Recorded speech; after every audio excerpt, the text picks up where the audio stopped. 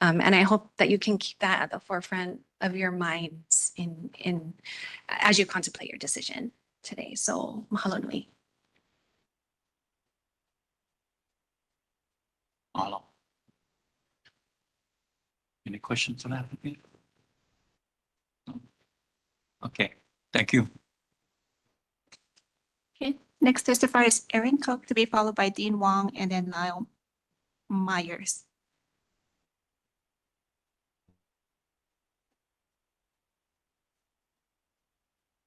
Yeah, this is a first for me.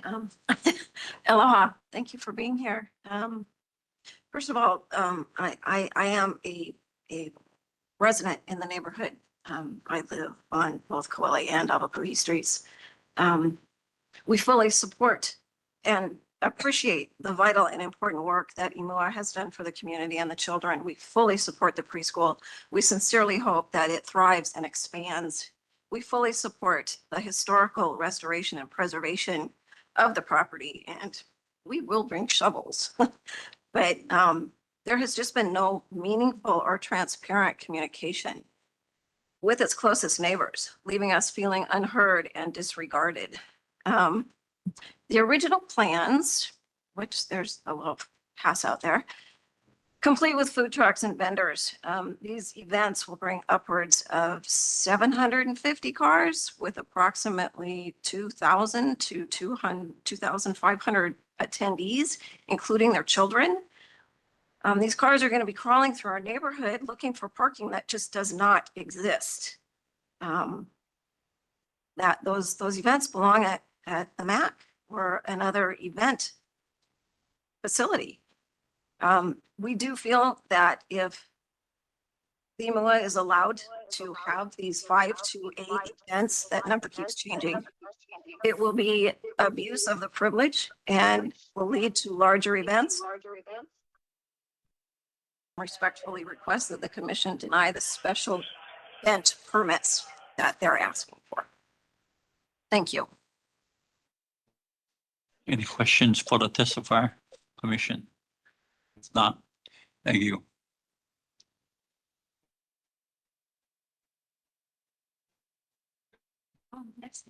Sorry. Next testifier is Dean Wong to be followed by Lyle Myers and then Hoku'au Pellegrino.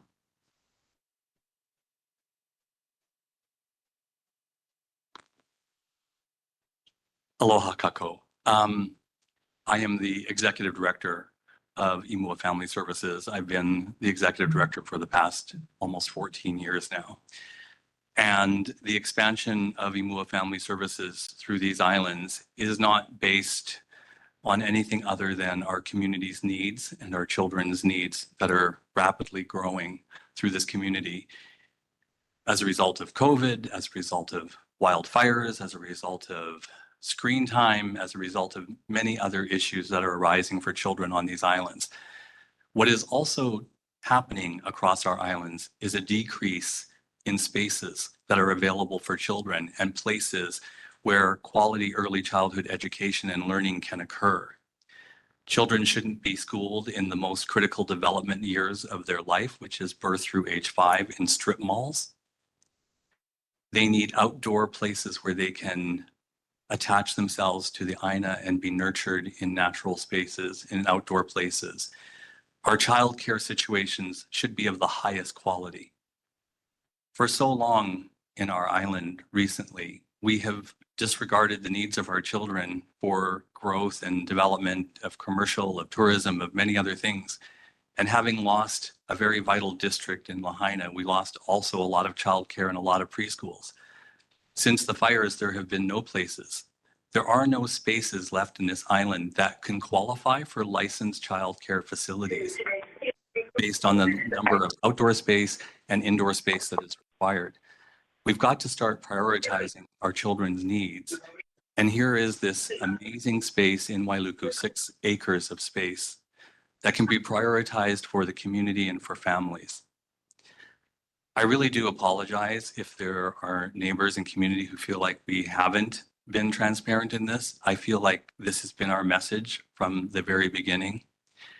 And I feel like we've tried our best to reach out and understand this, the initial application that was just referred to was modified after hearing concerns and has been simplified. And, it is not about large scale events. It is not about bringing everybody in the community there, but it is about having a place that children and families can access for their personal growth, their development, their ability to connect with each other as families and with each other as children. This is vital to the development of children here on these islands, and we have to start making children here a priority. 30 seconds. That's the goal and mission of Imua Family Services. I know that this is a change for the way the property has been sitting in the neighborhood for some time. But our island is changing every day and the situations around us are changing, and we have to start adapting and we have to start prioritizing the children who are the future of these islands. Thank you very much. Thank you. Anyone from the commission have additional comments? No? Okay. Got one comment for you. Thank you, Mr. Wong. In light of the prior testimony by, I think it was Aaron, where I think her conclusion was that she's asking the commission to deny the special use portion of what's happening today. How would that affect your project?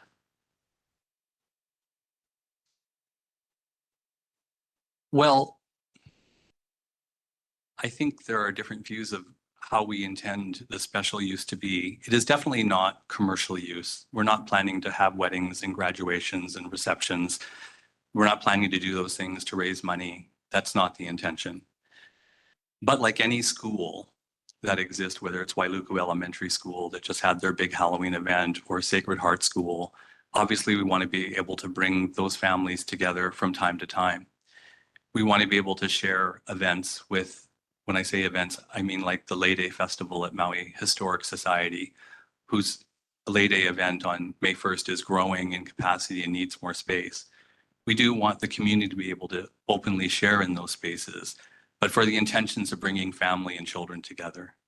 It doesn't have to be, as mentioned, 750 cars of development.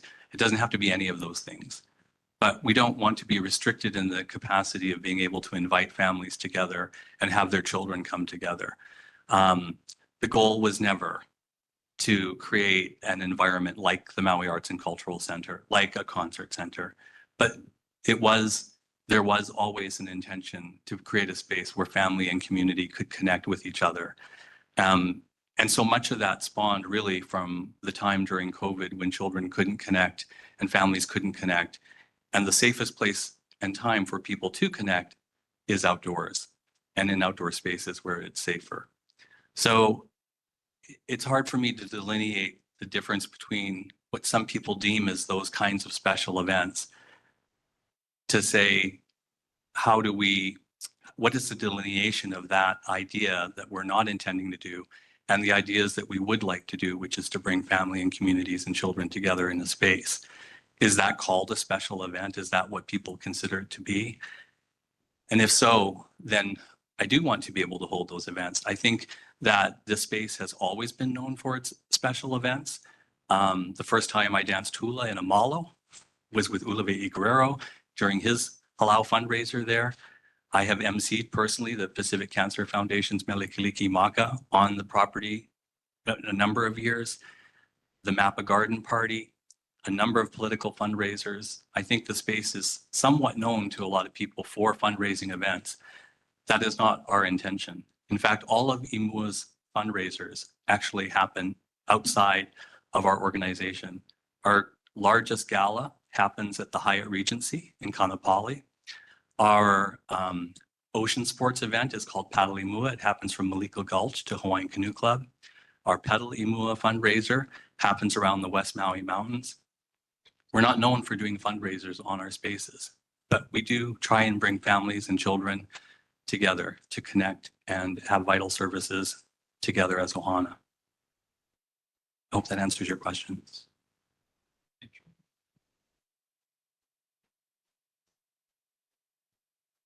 So much.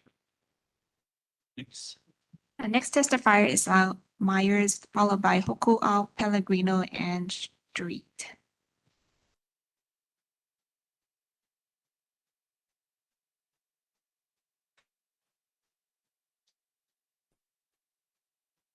Aloha, my name is Lyle Myers. We've been working on this project for some years, so I'm very familiar with the contention in the neighborhood.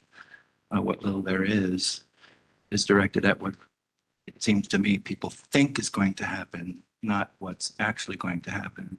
And I wanted to just state, because I am involved, that I know what is going to be done. And seems like that's not what people are talking about. They're talking about something else that they think could happen. I just wanted to state that. Okay. Oh, thank you.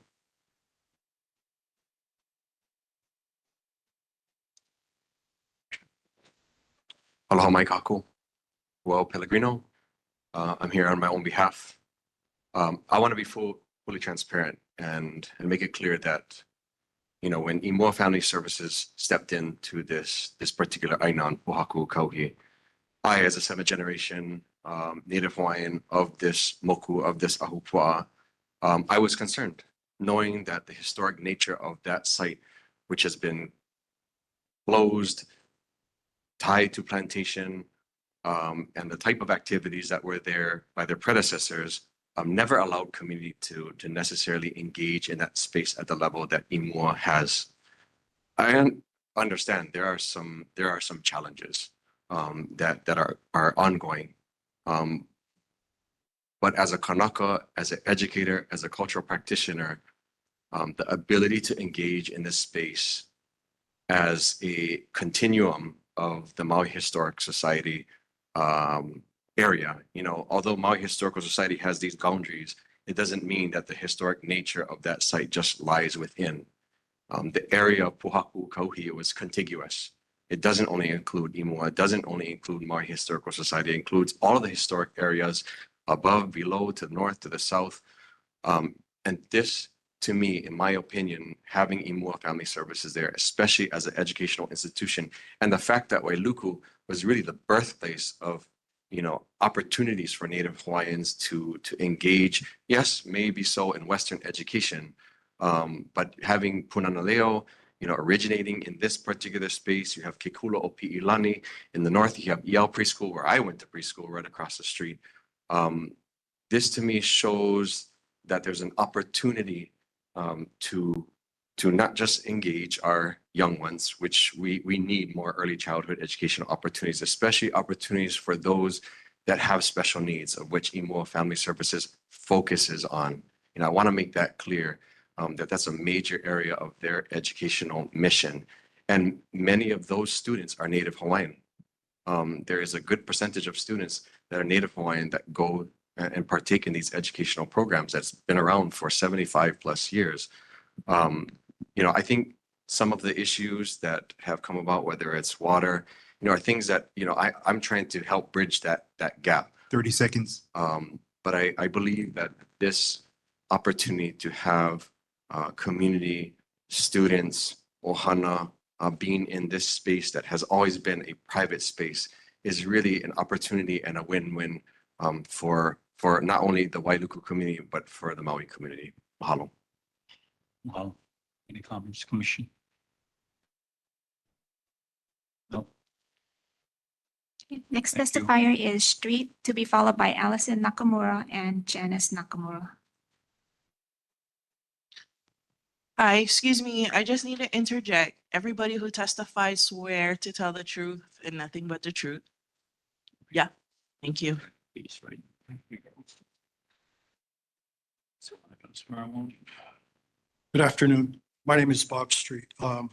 After going on the site visit today, I have more questions that need to be answered. And first one, dealing with the tennis court. Was Imua Family Services ever given a permit to raise that tennis court and the greenhouse that accompanied it? We went along Kama Owai. Who owns Kama Owai? I'm saying the end users of the Wailuku Tanawai Puliana system owns Kama Owai. When we went by the viaduct and it drops into a hole, that was part of an irrigation system. And what they didn't mention was underneath the ground about 20 feet, there's an Y system that goes in a diagonal. The midpoint valve is located on 3 properties that come together. I need to access that midpoint valve going through this Imua Family Services stream. I have a lawful legal right to go to that valve and do what it's necessary to maintain my Y. That is absolute. I have pertinent rights and they are absolute in the court of law in Hawaii. Were there permits issued for the petting zoo that basically they have up there? Was there a permit issued for the yard art? Is it still a single family residence?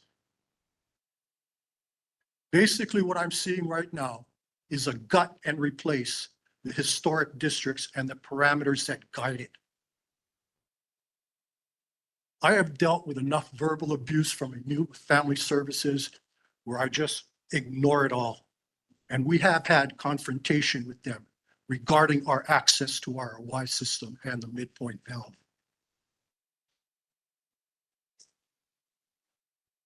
It's distressing to see that Imua Family Services, instead of being proactive, come after the fact to get their projects passed through. This should have been done at the front end, not at the back end and coming in at the 11th hour saying, you know, we're the savior of that. 30 project. seconds. These questions, I'm wondering if the Ethics Commission needs to get involved with what's transpired. We have 3 historic districts on Maui. 2 were ravaged by the fire in Lahaina. We are the 3rd one. I'm asking that you do not participate in this. Say no, just say no. Any comments? Commission? Thank you, Mr. Street. Next testifier is Allison Nakamura, to be followed by Janice Nakamura and then Leanne Malapit. Thank you for the opportunity to testify. I'm Allison Nakamura, and my family has lived on Coeli Street since the 1950s, so we're longtime residents. I was on the site visit today. I thought it was really instructional and I learned a lot. One thing that, I heard a lot about property's history, but one thing I didn't hear anything about was about the Historic District 3 rules that apply to that property. It's not just historic, but there are rules, Historic District 3 rules. Imua has been issued a notice of warning back in July, indicating that they have not been in keeping up with those historic rules. I think that some of those things are still ongoing. We walked right by the art sculptures. I think they are large art pieces. I don't believe those things were ever permitted. I think there were structures that were built on the property. I mean, I'm not an expert in these rules, but I think the alpaca structure, the butterfly sculpture, now there's a bunny thing on the property. I think all of those things, in my opinion, and I believe the notice of warning is saying, were just not in keeping with the rules. And so it concerns me that Imua is not abiding by the rules that specifically apply to this property. After their warning, they could have even, taken down the structure. I know they say that it's temporary, but it's been there a while. I don't know if there's actions afoot to be taking it down, but they're still marketing it. They're still selling tickets to it. I was on Facebook and the latest I saw was advertising their gift shop in the historic building. All of these things I do believe are not allowed under Historic District 3 rules. And it concerns me that Imua does not seem to be complying. And upon notice that they're not complying, do not seem to be taking action to fix those things. I think that's a concern. I also have concerns about community engagement. I know that the last meeting, one of the commissioners specifically asked Imua about what kind of community engagement they had taken up. And Dean Wong mentioned 3 meetings with the neighbors. I have to say 2 of those meetings were meetings that were called not by Imua, but by the county, one by Alice Lee's office, another by the planning department. They involved only a handful of neighbors. 2 weeks before the last November CRC meeting, IMWA did quickly call the community meeting. They did that upon very limited notice to I think a pretty few number 30 of seconds. people. It was like I got a notice a couple days before the meeting. Went to the meeting. I think there were 10 neighbors, 5 of which were there because I had told them. So there really has not been community engagement. At that meeting, Dean Wong did acknowledge that there had not been community engagement meaningful to the property and had agreed that at the next CRC meeting, IMWA would not ask for approvals. However, as soon as the meeting got Aye. called, it seems like that changed and here we are. I would just ask that the commission think about perhaps deferring or possibly rejecting approval and allowing IMWA to come back at the point where they have talked to the community. Thank you. Any comments from the commission? Not. Thank you. Okay, next testifier is Janice Nakamura to be followed by Leanne Malapit and then Virginia Suda.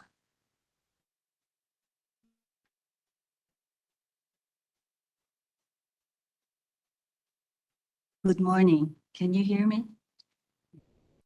Hello, my name is Janice Nakamura. I have been a neighbor of the Imua property for nearly 50 years. I am testifying today to oppose the approval of the proposed Imua project because I believe it is not appropriate for Historic District Number 3, and it will change the character of this close-knit neighborhood. The Planning Department staff report to the CRC dated September 26, 2022 states, I will quote, that as proposed, special events would not be allowed since they do not meet any of the special uses that the commission is authorized to approve, unquote. I agree with this statement, and I request that IMOA's proposal be denied. Thank you. Thank you. Anyone? Commission? Any No. questions? Thank you. No. Thank you.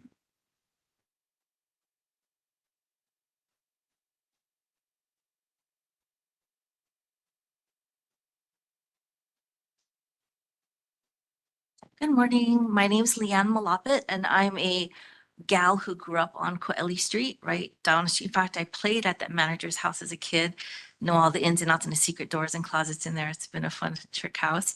But anyhow, I wanted to just and share with you that a lot of this that is going back and forth, there's been a lot of gray and a lot of shrouding, and I think just the fact that we're here and there's not been a lot of communication or transparency, and the fact that there's such a disconnect between what they say they're going to do and what they present on paper, it just builds distrust, and it builds the fact that as they have put the cart before the horse, you get permits before you build your house.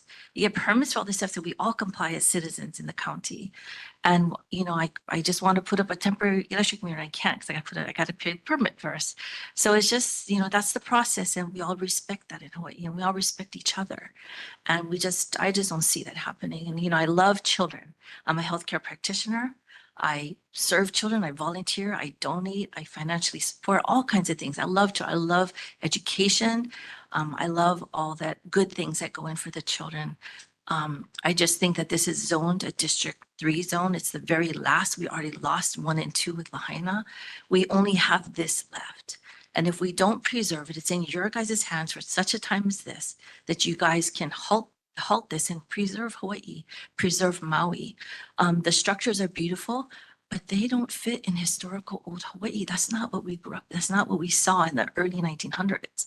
That shouldn't, I think, should have a centerpiece of its own. It's beautiful, just not, that's a telltale. I think that's just a peak of what can come. Although they're saying special uses is not a large grand scale thing, although they did apply for an auditorium, an amphitheater, food trucks, lots of, even though they're changing their mind. Once you open the Pandora's box and say, okay, you can have a special event, then there's no limit to what that can evolve in 5-10 years from now. And then we would have lost this opportunity to have kept Maui, Maui. So this is our only chance. You can't turn back time. You can't get it back once it's gone. Once things are changed, once things are erected, when things have happened, it's pow, and then we're not going to have it anymore. And so I want to keep Hawaii for the kids, for the future. I love education. I love kids. I love what education does for kids. And there's a place and a 30 seconds. time for everything. Big functions or different things can happen offsite, have it at other places. But in that place, if it's a preschool for what they say, like if I heard right the last time, about 20 kids, great. Personally, I think that's awesome. Have education for 20 kids on the grounds that I grew up playing in. But, when you go beyond a simple preschool of 20 kids, then that's what the problem is. So if you guys can really consider that, keep this two separate issues. Preschool is separate from special event. Time. Totally separate. Thank you. Thank you. Any comments? No, thank you. Next person is Virginia Suda, to be followed by Rob Kojima. And then that's the ending of the in-person. So if there's other people, let me know. Otherwise, we'll go to online. Hi, thanks for letting me testify. I have 3 questions. I'll try to be brief. And they arise out of reading going through the HDA application. The first question has to do with the garage, converting the garage to the preschool. And as I understand it, there's no problem since it's school zone.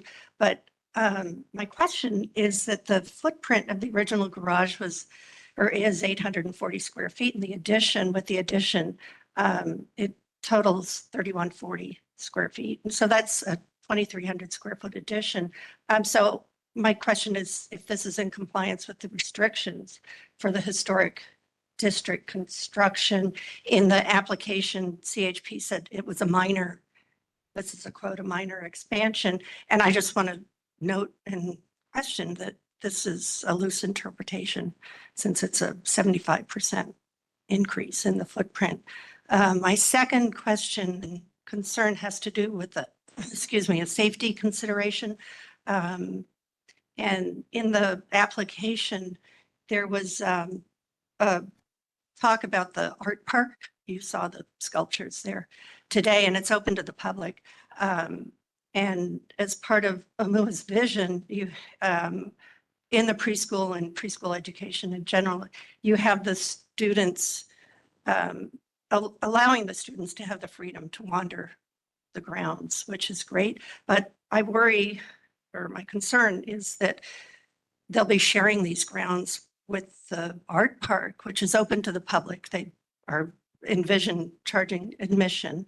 And I just don't see that as compatible with locating a preschool there. And I think the art park is envisioned as a source of revenue. So I think one or the other could be on that same space. And the third question I have, or concern I have, has to do with the viability of the development and the construction of the preschool and the continued maintenance of it, because I think without either a substantial endowment or fundraising events, then I don't see how it's possible into the future for this to be a viable enterprise.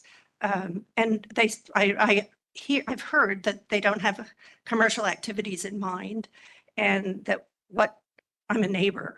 I should have said that I'm a neighbor, and that I'm worried about what could happen. But I think it seems like this is something that perhaps without an endowment, that it will be inevitable that these fundraising activities will happen. So thank you. Comments? No. Thank you. Next testifier is Rob Kojima, then online testifier list. We'll start with Michelle McLean and then Margaret Culver. I'm Rob Kojima. I'm the pastor of Wailuku Union Church. And so our property is kind of next door neighbor we also have a property on the mission grounds. This property here used to be ours in 1866 when we started the church 158 years ago. The sanctuary was right on this piece of property. But I guess like eminent domain, things change. County wanted bigger government, and so we relocated across the street over there. I wrote a letter to the commission, and I'll just read it quickly. As a pastor of Wailuku Union Church, I'm writing to express the support for the Imua Family Services Historic District Assessment application for the Imua Discovery Garden. Our church has been a longstanding presence in the Wailuku Historic District number 3 and believe the proposed project is a continuation of the historic character of the neighborhood. We all know things change, and you have to do things that can be sustainable, because otherwise we end up building slums. The master plan for Imua Discovery Garden is thoughtfully considered the historic district's nature in repurposing the former Wailuku Sugar Company manager's residence by fulfilling its mandate towards the care of children.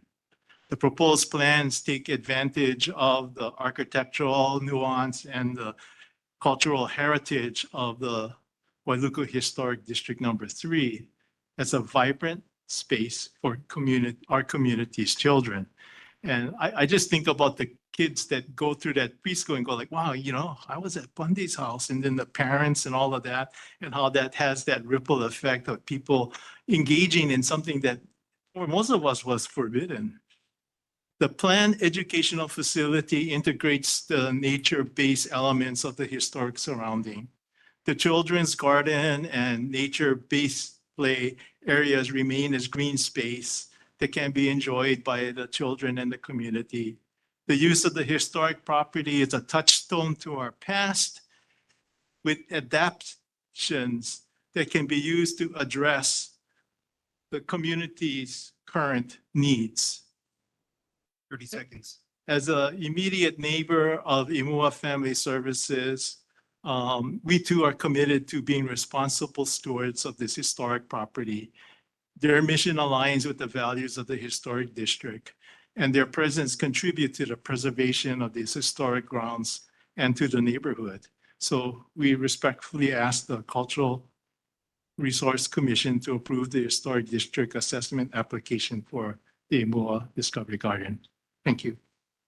Any questions? If not, thank you. Okay, online testifier. First person is Michelle McLean, to be followed by Margaret Pulver and then Marcia Sharp. Aloha, commissioners and staff. Thank you so much for taking the time this morning to do the site visit. Thank you also to the applicant and all those who were able to attend.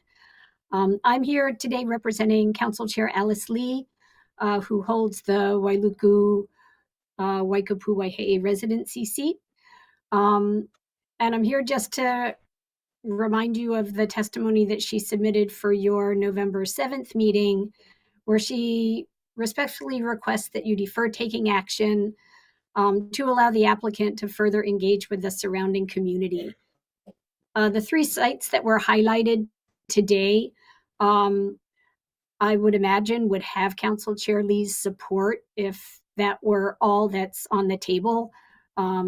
But she has heard from the neighbors that it's hard to take those out in isolation without considering the other activities that are planned or that are already taking place. The applicant has engaged to a degree, but there is an expectation that further engagement is needed. The neighbors have legitimate questions that I think, and Chair Lee thinks, more importantly, that resolution and compromise can be found, and that decision-making should be held off until those discussions can be had. I'm happy to answer any questions, though I don't want to make any representations that I'm not confident of, but we stand behind Chair Lee's November 7th letter. Thank you, Chair. Thank you. Any questions? No? Okay. Thank you, Michelle. Okay, next testifier is Margaret Pulver, to be followed by Marcia Sharp and Lynn Constantino. Aloha, can you hear me? Yes. Thank you. As an educator with nearly 2 decades of experience in culturally grounded INA-based P20 education, and as an advocate for increasing access to high-quality early childhood education services on Maui, I urge the Commission to approve IMUA's application.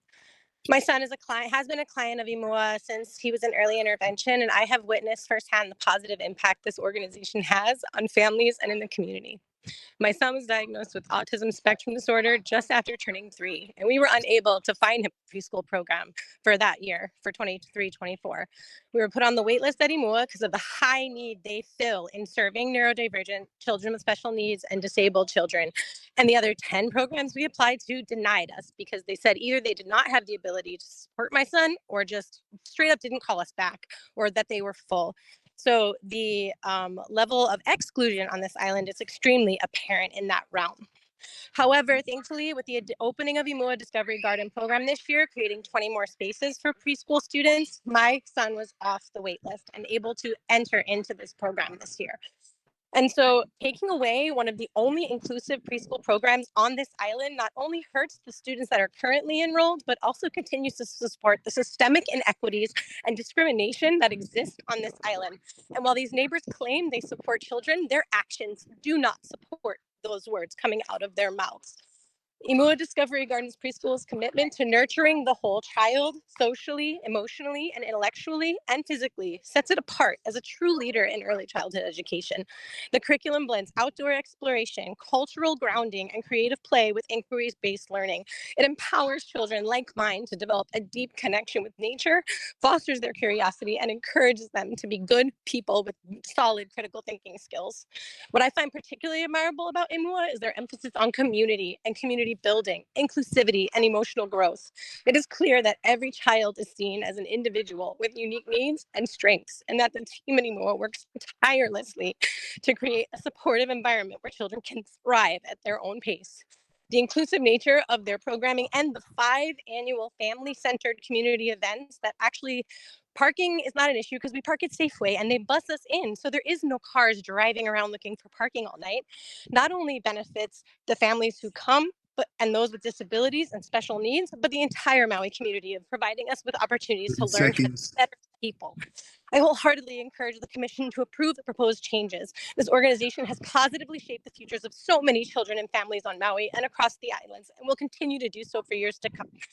The dedication of the staff and the thoughtfully designed programs and strong sense of belonging fostered by IMUA creates exceptional spaces for children and families to learn, grow, and flourish. Shame on you, those of you trying to shatter their name and go run a campaign way outside the bounds of your neighborhood to shame and thank you. Thank you. Anybody? No? Okay. Next. And next testifier, Lynn Constantino, to be followed by Marnie and then Marceline.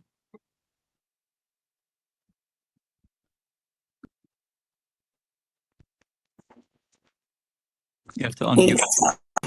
Now. Aloha, my name is Lynn Constantino, and I am the preschool director at IMUA Family Services. I've been working for IMUA for almost 9 years. Our preschool is an inclusion, INA-based preschool. Within our enrollment, we have 25 families with keiki with special needs.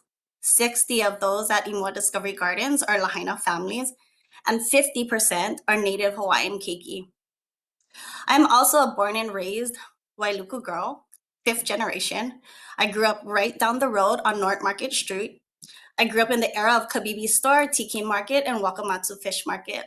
I went to Wailuku Union Preschool and Wailuku Elementary. Wailuku is my hometown. My parents and grandparents still live there. I understand the importance of preserving the culture, the history, and the aina. This is why IMUA Discovery Garden is important. Our preschool implements an aina-based curriculum that is culturally grounded. If we really want to preserve the culture and the history of Wailuku, 1, our keiki need to have access. They need to be in it, they need to feel it. 2, there needs to be clear intentions of teaching about Wailuku, Hawaiian culture, and aloha aina. I walked on Koeli Street every day after school from kindergarten to 5th grade and passed this place every day, Never knew the name, never knew the history until Imua. As Kiki, we knew we weren't allowed in this place. And as a young adult, I got invited to multiple events. They were way bigger than 700 people and went way past 8 p.m., unlike our family-friendly community events. Anyways, even during that time, I never knew the history. This historical place was literally our school's backyard, and not once were we taught anything about it. How sad that hundreds of Wailuku Keiki grew up not learning about where they're from. At this point, it doesn't matter if you lived on Coeli Street for the past 100 years. Just like it doesn't matter that I grew up here too. It doesn't matter that all of us here know the history. What matters is that our Kiki need to know. They need to know so that they can pass it down. Without them knowing, history and culture dies. It's our kuleana to teach them, but they need access. Only then will they have a deeply rooted relationship with Wailuku. Only then will Aloha Aina truly take place. They will love this place. They will take on their kuleana in preserving this place. And you never know. Maybe our students, maybe the next Cultural Resource Commission. And wouldn't that be cool? If Imua Discovery Gardens does not get approved, you are not preserving the history, the culture, or the Aina. You are not giving access to our native Hawaiian keiki who have the right to be here. You are not giving us the opportunity to share and educate our community about our amazing culture and history. You will be disappointing hundreds of local families that need this place and needs Imua. Mahalo. Thank you. No comment. Okay, thank you. Next. And next testifier, sorry, I missed Marsha Sharp, so she'll go next, then to be followed by Marnie and then Marceline. Thank you. Thank you for making the time to come to the property today. I do hope you felt the mana on this land and what it means for the community to be here. I've served on the board of AMUA for over 6 years now, and each year seeing this organisation grow and change to serve the community needs.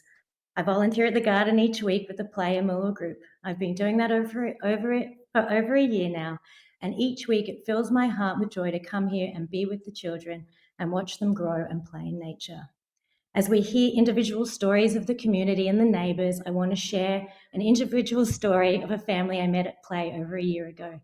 Let's call the boy Kaivi, and when he came to AMUA, he was very shy, barely spoke, and his mother was very stressed about him. She used this playgroup to ask questions about whether this was normal. Would he grow out of it?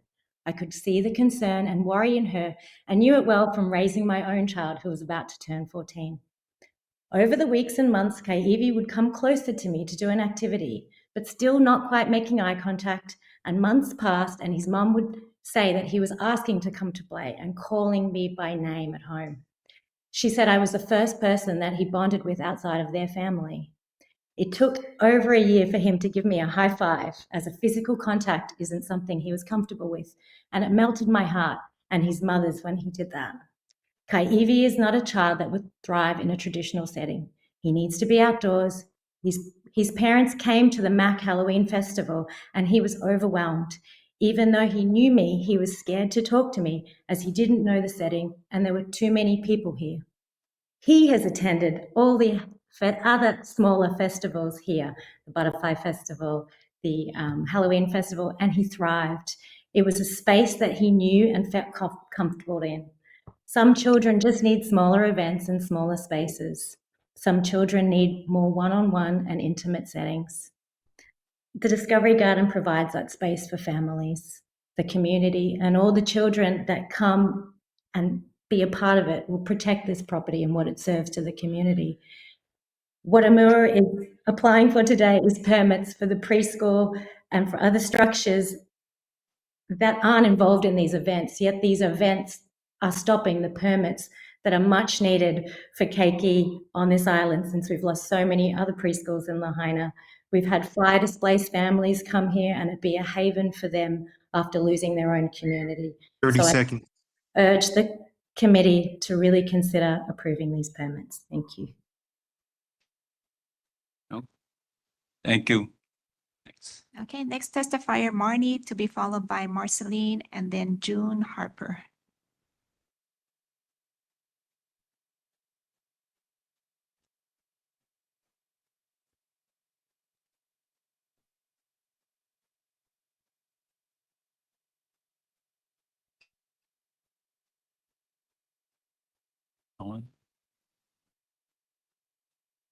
Okay. Hi, thank you. I am Marnie and I work for MUA Family Services and I've been a part of a MUF now for 5 years and I help facilitate some of the festivals as well as the community things that happen with the MUA. And what I see over and over again and what I hear, and I'm here quite often, is from the families and as has been shared, the tears that come up, that the possibility of this not being available to families is overwhelming. And I would please invite the community, the members of this group, to talk to our families and see how the impact that this property has had on them. The community comes together and the gratitude that they have shown and the emotional support that they feel by coming here is absolutely overwhelming. And I have firsthand witnessed children with special needs absolutely transform in their interactions with the animals, with nature, with getting out there and being able to dig up bugs and look at the trees and be fascinated by everything that they're seeing. And the bottom line is that children's don't experience that anymore. And the significance of what we're doing here for our families is life-changing for these children. And here, our state is about nature and what's available to children. And this, us trying to shut that down is going to have long-term effects on children and the way that they grow and the strength and what they're learning, and then who they are as adults later on in life. I want to address a couple things that came up. We have never asked 700 people to park in this neighborhood. I am the person that helps coordinate the buses that come for literally 4 festivals a year. 4. And we make extreme efforts to honor the neighborhood and the parking situation, the noise levels. We end things at 8 p.m. way more than has ever been done in the past by other owners of this property. And that needs to be recognized. So please help us in continuing to create a safe environment for our community to come to. Thank you. Thank you. Next person is Marceline, to be followed by June Harper and then Lisa Chakmak. Hi, good morning. My name is Marceline Burgess. I am a mother of 4, and I've been involved with Imua Family Services for 13 years. I kind of just was going to switch it up and follow up with what Marnie just said, because it's so invaluable that all of Maui, and especially our children, have access to such a historic, yes, and beautiful property that does hold events that are centered around their growth and their development, because it's just not an option that is readily available here, given our real estate options. Look at where most of your kids and our kids go to preschool and school. It's it's not this. And even if your kid can't go to this preschool or chooses to go somewhere else, they're still able to participate in all of these events, like I said, that are centered on their development and their well-being, so that we are nurturing these children and opening their minds to be, our leaders of tomorrow. So that's the most critical thing, I think, for our community. And that should really reign paramount in all of our minds, and all of these other details really can be dealt with. Imua has a strong history of supporting children of Maui. As Dean mentioned, the large scale events have always been held elsewhere, but they should, however, reserve the right to use their space in line with their mission for all children, along with the community and county rules, which I believe that they have always intended to do. Now, perhaps there have been mistakes or missteps, but I don't think any of that was done recklessly or with wanton disregard to any rules or the neighbors. And as a preschool parent, I have two children that are have gone through more preschool. You know, I get those emails that are designed, to be conscientious of the neighborhood. Park here, don't, they want to instill that in all of us as well. They are not bullies in any way, shape, or form, and they want to get along with their neighbors. They wouldn't be doing this. And I think the alternative 30 seconds. could probably be much worse. This is not Lona Ridge. The HDA has rules that we should all trust will be followed and enforced along with the planning department's rules. And, again, the perception of MUA not being fully transparent isn't fair in my opinion. They are learning as they go. This is a huge endeavor, but it's an endeavor that is for all of us and our children and our grandchildren. So thank you. Thank you. No questions. Thank you. Okay, next testifier is June Harper, to be followed by Lisa Chakmak and then McKenna Sullivan.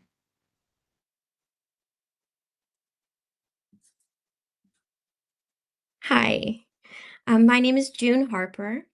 Thank you so much for allowing me to speak today. I grew up on Maui and I am now raising 3 children in central Maui. I graduated from Baldwin High School in 1994 and I did not know anything about this property. I do know about this property now. It is magical. Um, I have a daughter who was born on March 12th, 2020. Uh, Basically, when the world shut down, she came to this world, and the very first time she was out in the world in public was at an Omoa event when she was 2 years old. And it happened to be the Halloween festival.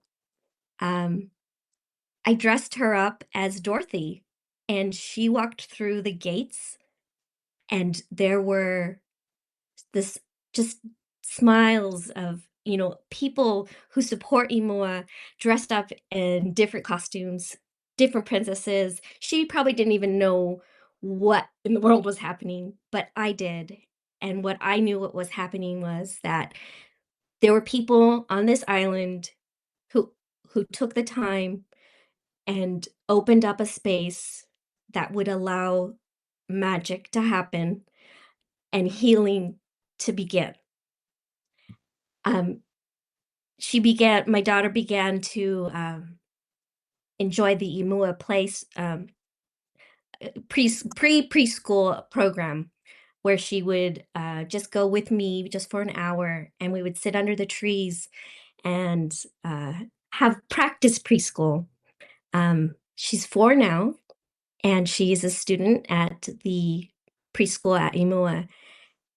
And I understand that as neighbors, there are supporters and there's those who do not want to see this property being used the way it is. But I see through my child's eyes the importance of making decisions that aren't just about what the past was or what we should be doing, because that's how we usually do it.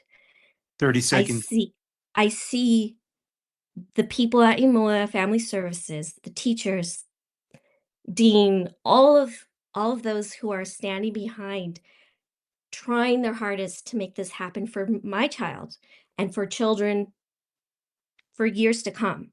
Please consider continuing to support them. I appreciate this time that we have to talk today, but please, please, please come together. Thank you.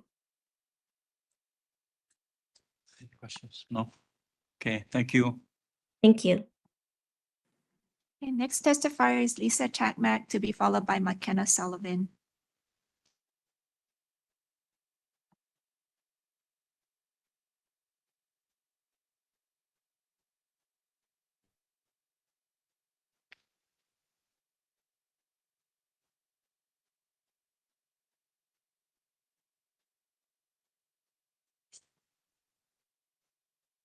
Lisa, you have to unmute your mic.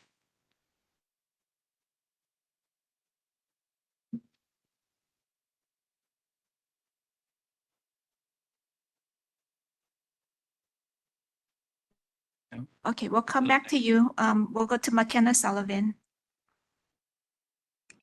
Okay, can you guys hear me? Who is that? Okay, Sullivan. Yes. Okay. Aloha. I'm a neighbor. I'm going to be speaking on behalf of myself as well as my family, who've owned our house on Opuni Street for over 50 years. We would like to add into the request that any special event permits for the Maui Discovery Garden be denied. While we respect the valuable work that has been done for the community, the lack of communication and transparency, which has already been discussed, remains too big of a concern for us to want that to move forward. I'll try to keep this short as I'm probably going to repeat a lot of what's already been said.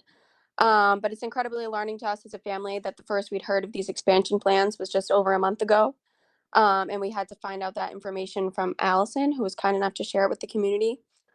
I've only attended that one meeting, but as an immediate neighbor, I never would have had any idea about any of these expansion plans if it weren't for her sharing that information. As community members that will be directly affected by any special events that occur on the property, it really shouldn't be a lot to ask to be a part of the discussion before such events are allowed. Due to this lack of transparency and communication, we completely understand the motivations behind such an expansion project and believe in AMUA's mission, but we respectfully request that any special events permits for AMUA be denied, at least for the time being. Thank you. Thank you. Next. Okay, next is Lisa Sullivan. She says that her microphone is not working, so I sent her a text or a message saying to call in. Do you want to wait for a little while? Is anybody else waiting?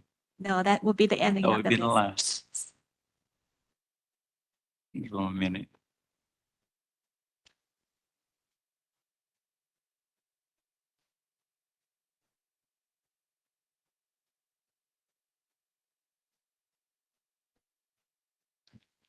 Okay. Yeah, she sent the message that she is in support of the EMOA services. Okay.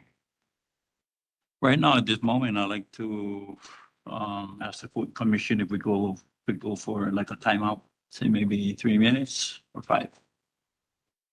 Up to, okay, up to me, 5 minutes. 5-minute break, people. Thank you. Good afternoon. My name is Brett Davis. I'm a planner at CHP Maui. I was leading you on the site visit this morning, and I'll just give you, I'm going to go through the about 3 or 4 slides of the presentation from last meeting. We did include the tour map that was provided this morning. Here's just a reminder of the site, the orientation of where it's located in Wailuku Town. And this was a tour map that we created for this morning just to help simplify and explain the request that's before the CRC. In the Historic District 3, the CRC may allow special uses. And so there's 3 special uses that we're asking for as part of this project. Special uses that are listed in Historic District number 3 include B2, which is daycares, nurseries, preschools, and kindergartens. So we feel the preschool fits that category of the special use that's listed. B4 is off-street parking areas, provided that none shall abut any public streets. We feel the reuse of the tennis court as a parking area for the preschool fits that category, B4. And finally, there's the trellis, the freestanding trellis. It's like to be attached to the building, but trellises can be freestanding. And the trellis is over the back lanai. And we've categorized the trellis under item B6, and it's kind of the catch-all in the special uses list. Other uses that will enhance the historical and cultural nature of this district. The trellis will provide, it's a really nice gathering space. When EMUA has visitors, you could see the activities going on behind the house in that lanai area. It would we think it would enhance the look and the aesthetic of the backyard by adding that decorative trellis over the outdoor lanai space. So that's what I really wanted to focus on, is the proposed work to significant buildings in that tennis court. All the other items outlined in yellow are new features that are added to the historic district, and we don't see them fitting the special use category. They're either restrooms, which are permitted, outdoor garden spaces, and playgrounds are permitted. So I'd like to conclude my presentation with that. And I would like you to let you know that I'm available for questions, and so is the applicant. We also have several members of our project team participating remotely. And I will do my best to delegate questions to the correct professional as we can. Thank you for your time. Thank you. Okay, Commission. Want to get additional comments or questions for the applicant? Thank you, Mr. Chair. Not for the applicant, but for staff. The answer might be purely administrative or but why is this item listed under contested case? I think that would be most appropriate to be answered by Corporation Counsel.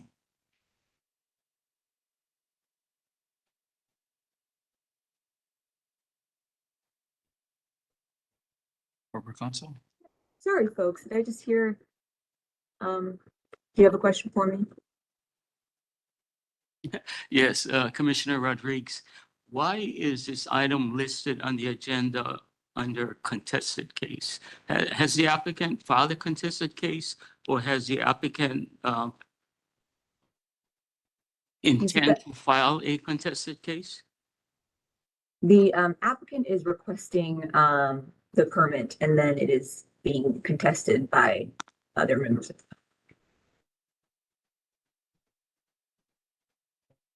Okay, so the contested case trigger has been pulled. I believe that it has, because that's why it's listed this way on the agenda, but does the planning department have any information that Michelle. to that point? Yeah, go ahead, Michelle. I apologize for stepping in. This is not my role, but this is an important question, so I thought I'd stick my nose into your business. A contested case under Hawaii revised statutes is when a decision-making body has the final say on an application. It then becomes a contested case, and that's why testimony is conducted in a certain way at certain times, so that the applicant has the benefit of hearing all of the testimony, and testifiers have the benefit of hearing the complete presentation. A contested case is when an interested party can also file a petition to intervene. And again, that's when the decision-making body has the final say. If you were just making a recommendation today, it wouldn't be posted as a contested case. Because the CRC has final decision-making authority, then it becomes a contested case. Again, I apologize for jumping in, but I thought that was important to clarify. No, thank you so much. That is entirely correct. I was just a little thrown off and distracted there for a moment. But yes, that is entirely correct. It's just to give the benefit, because this board has the final decision-making power, to give anyone that disagrees a chance to speak on that.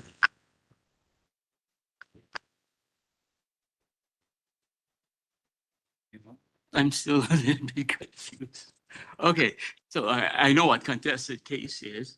So I think what we're saying here is that it is our practice that if the CRC is going to make a determination for which it is authorized to do, it's an automatic contested case.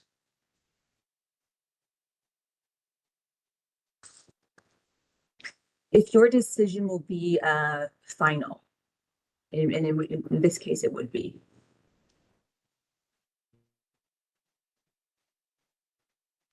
Okay, sorry, let's move on. Like for example, like some commissions, their scope of authority is just to make a recommendation versus actually making the final decision. Because you folks are making the final decision, that's what got us here and why this happens.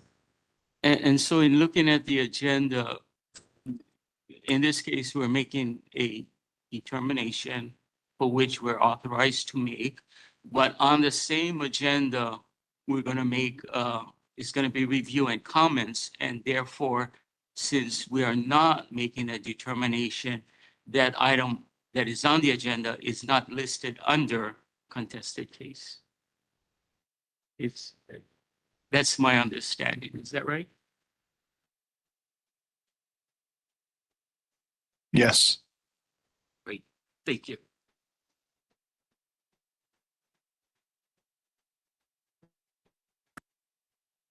Any additional, anyone, other applicant? Any question for them? Yeah, Brett. The parking. I know I can go back to these documents and look it up, but your answer might be faster. So is the parking paved? This is Brett Davis. Currently, I don't believe it's paved. It's just, it was, from what I could tell at the site visit today, it wasn't paved, but it was flattened, compacted soil. Let me ask one of my team members. Thank you. Come to the mic. Such a big voice, I'm not used to having this. The parking lot, as you recall, used to be a tennis court. And so up until recently, it had that asphalt tennis court surfacing. But that had been mostly eroded and plants were growing through it and things like that. So it would be resurfaced as a parking lot to make it flat again. But it's not been paved. Oh, will it be paved? Yes, it will be paved.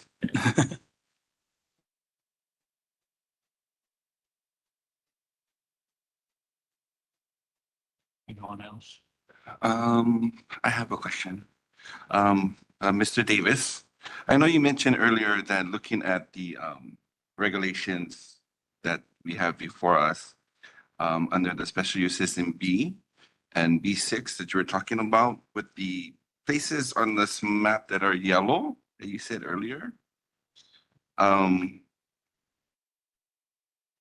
question is, was there a permit that you needed to submit that these things weren't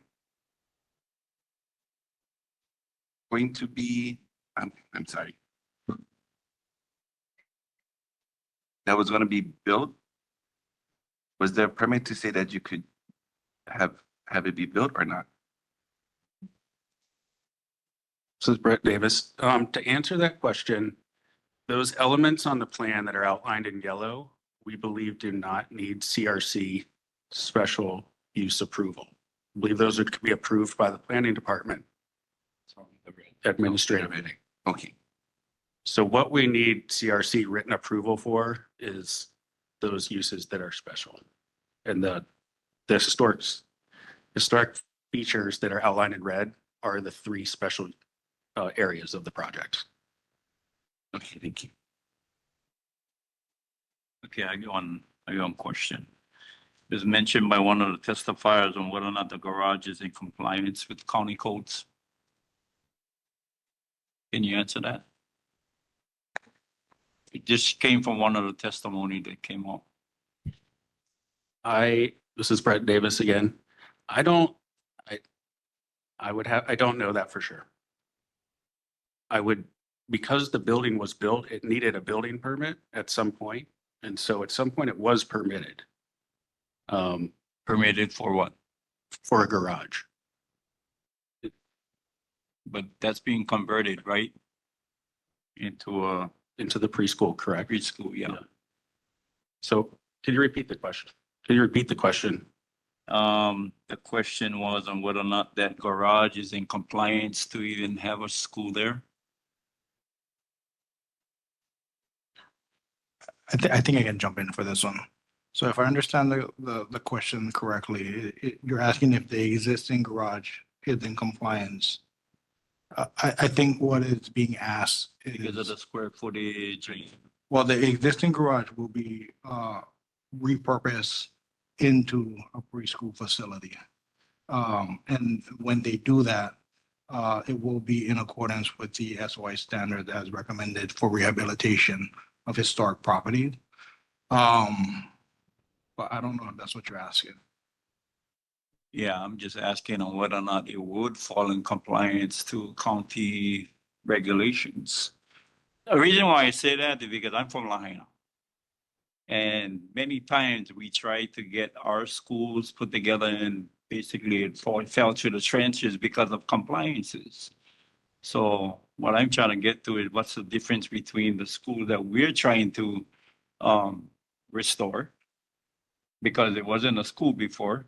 Yeah, it was a community hall, but this one is kind of a little bit different. It was a garage. And now we're converting a garage into a preschool. That's what I want clarification on whether or not the county does condone of this area being a school. So I think that's the main reason why the applicant is here before this commission is because they are seeking written approval from this body on proposed special uses. And as represented to us, there are basically two special uses that they're primarily focusing on. One, which is an outright listed special use, is for a preschool to be operated on the property. Majority, if not all of the plans as proposed for development on the property would be to support that special use of a preschool. So the commission is being asked, one, whether or not you guys would grant them written approval for a preschool to be operated on the property. And then the follow-up request would be whether or not the plans that would support the preschool is something that you guys would also approve. The staff report kind of identifies a lot of the proposed development and what our position is on a lot of the proposed development. And then a second special use that is being requested is pertaining to special events. Okay. Second question I have is the trellis system. I know you mentioned at the site visit that the possibility of doing an addition of the building or have it freestanding. And I know that addition of the building would decrease the cost amount. Are you guys still in strong support of having that attached to the building? Because it would definitely kind of be not in compliance to the historical. Now that you're attaching it to something that is registered. This is Brett Davis. I spoke with IMUA and they are willing to proceed with a freestanding trellis if you can support that element. Okay, any other additionals? One thing I get is really kind of bothering me is the historic district rules. Or whether or not this development has been in compliance to the historic district rule. Because of a lot of the testimony that came out, they talked about, you know, the art renditions in the area, and I kind of used to this because Lahaina, we have a lot of historic district codes, what you can do and what you cannot do. And now we're in total chaos because there's nothing standing anymore. But it was mentioned in public testimony that this is literally the last historic district other than Lahaina. So my fear is, you know, I know times will change. My fear is on whether or not this will diminish the historic character of that town. That's why I asked these kind of predicament questions. And Lahaina kind of set examples of what's on the regulatory rules in the county. And although we're going to have a lot of applicants coming before us to rebuild commercial as well as residential areas. So this is like cutting to everything that's coming down the pike. When we start talking about the protection and preservation of our historic properties, especially what's remaining right now today. I take real heavy concerns about any changes that will encumber our historic properties in this area. So that and all the question was more public engagement. Are you guys very supportive of it, trying to find some kind of resolve with the general community and trying to work together? This is Brett Davis, and I will say yes. We are, our team is engaging with the public, and we're trying to set up another meeting this month.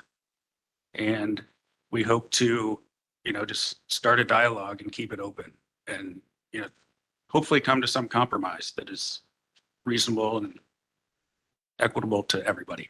I think we're all in support of that, trying to find some kind of way where we can get the general community to come together and try to figure out ways on how you can work things out. So I'm going to ask you this question. Would you be willing to defer the item once we get the public together, to convene with the public together and try to resolve some kind of issue before going any further with this?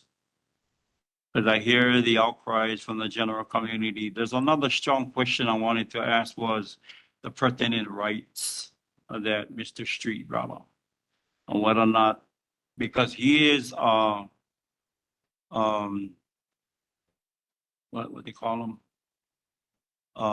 an applicant under the state water code, the water use management application, which talks about his pertinent rights and an area within a property also he feel that may hinder his pertinent rights as a kuleana.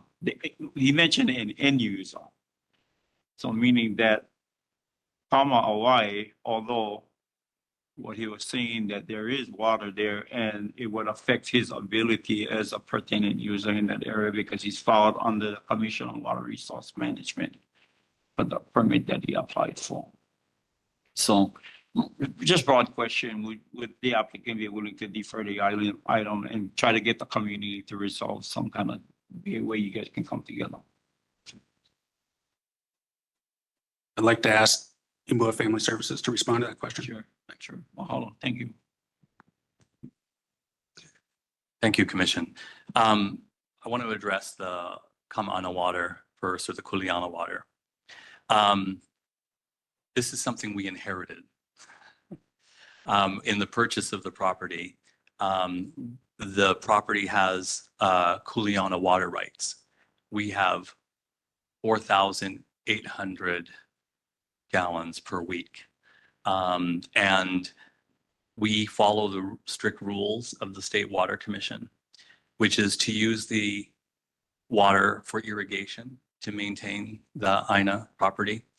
And we have an allotted time frame that we're allowed to use that water, which is between 7:30 in the morning and 9:30 in the morning. So that is the only thing that is tapped into the Kuleana water that runs through our property is the irrigation system. And it allows us, for that amount of water, it allows us to run for 1 hour, the system, but we can do it within that 2-hour window period. So that's the only time we use the irrigation system, and we only use it when it's not raining, obviously. So when there's rain, we don't use it. So we don't use it every day. The other thing I want to say about that is the other thing that we inherited happens to be where the valve is located on the property, which is adjoining where 3 properties are, but it happens to be on our side of the property, which means it's on the interior of our fence line. We have a 6-foot fence line around the properties you saw, which we put in because that's the regulation for childhood safety. It's required for preschools, for playgrounds, et cetera. And then, of course, we have a front gate that closes and can be locked, et cetera. I do understand Mr. Street's concern because his concern is that because he is an end user, he should have all rights to access the valves as he sees fit accordingly, so he can ensure that his water is running down to his property. The issue that we have had is not against Robert Street or his end use. It's just that it's not our decision to make.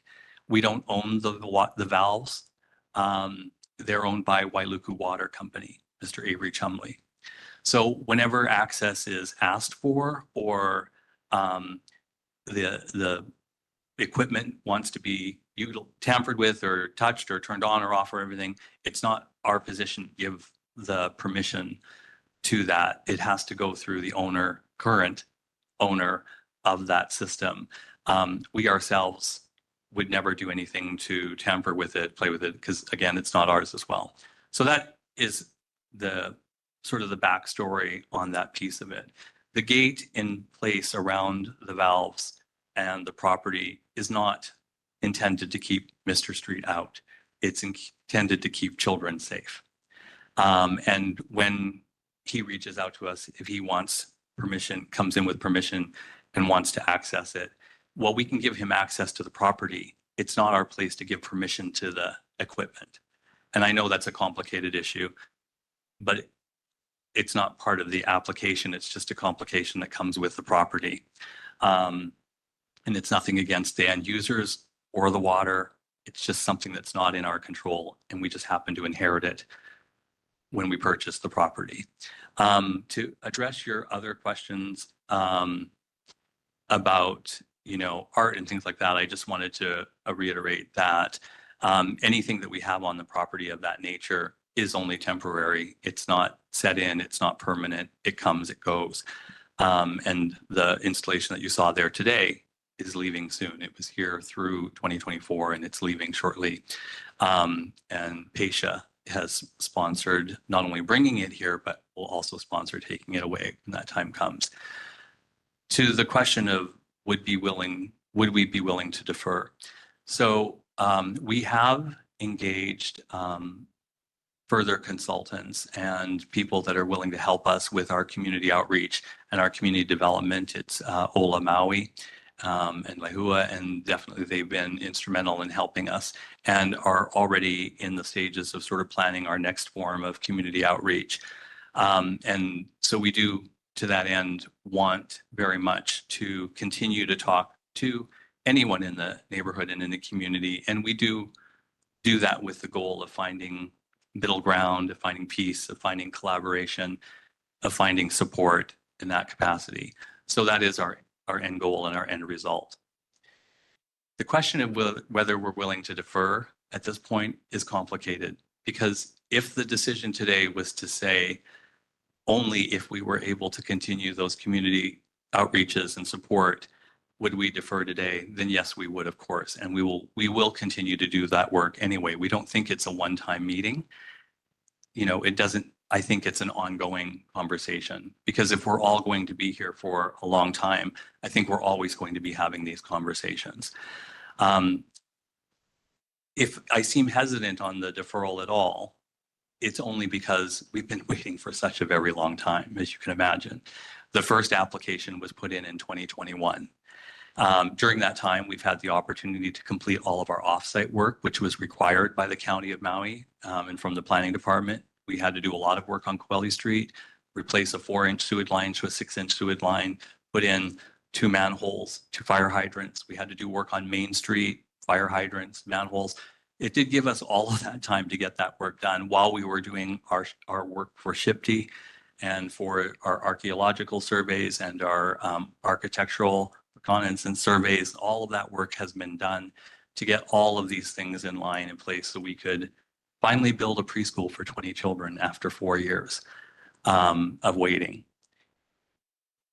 I would wait 30 more days, of course, if it meant a more positive response from this commission. But the work in terms of working with the community, continuing to have communication, continuing to have that kind of outreach with them, that's going to be ongoing for a long time. We understand that. But if the decision today needs to be, I couldn't say yes unless we knew we'd had those other meetings and other gatherings, then I would defer until that time, and we will definitely move forward and continue to do that as planned. That's, I guess, what I have to say about that. Does that make sense? Yeah, thank you. Thank you. I just want to just kind of a little bit add, mahalo for doing your due diligence on the archaeological inventory survey. This is a lot. And because it's a lot, it raises that bar of concern. So if it was less, then I can understand. But because it's extensive the way it is, I kind of understand why there's a lot of applicants coming forward saying that they want more community input. I think it's really important that we get a win-win on both sides and try to see whether or not you guys can help alleviate the situation that some of the community that been living there for generations can help alleviate that for you. We're just trying to find out ways on how we can get the community to come together. Because we're dealing with that right now, especially in Lahaina. We're so fragmented at this moment. And I feel that it's resonating within me on how something simple as this can really, really tear up a long time grassrooted community. And I'm just hoping for, and I think we all are in agreement that we're hoping for the best. We're all about the education and all that, but we're also tasked with a responsibility as a Cultural Resources Commission to make sure that we protect whatever remaining historical property there is. So, anyone else have anything to add? Commissioner Rodriguez here. Two questions, either Mr. Davis or Mr. Wong can answer. The first question is, has the AIS been accepted by SHPE?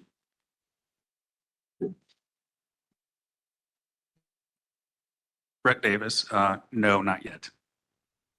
And the second question is, should this commission approve your special use permit, what then from that point would be the access to this property? Would they still access the property through Aupuni and Koeli?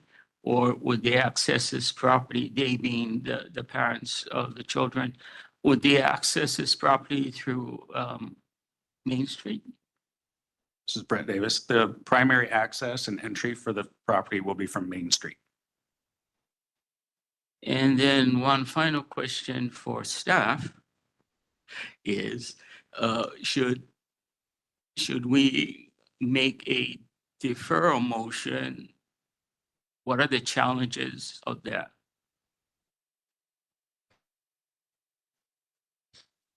So technically, you guys have 90 days to make a decision on the proposal in front of you. Automatic is deemed, otherwise it's deemed automatic approval. So if you guys are gonna potentially request a deferral on decision, then the department would request that you ask the applicant to mutually extend that deferral agreement so that you guys are not beholden to that 90-day potential automatic approval. And when did that 90-day begin to toll? I'm sorry, what was that? When did that 90-day begin to toll? Would it toll as of December 5, or would this go back to when this item was first on the agenda? This item was first on the agenda last month, but last month you guys requested to defer and the applicant agreed to not trigger that 90 days. So you guys would be asking the applicant again to not trigger that 90 days. Okay, thank you.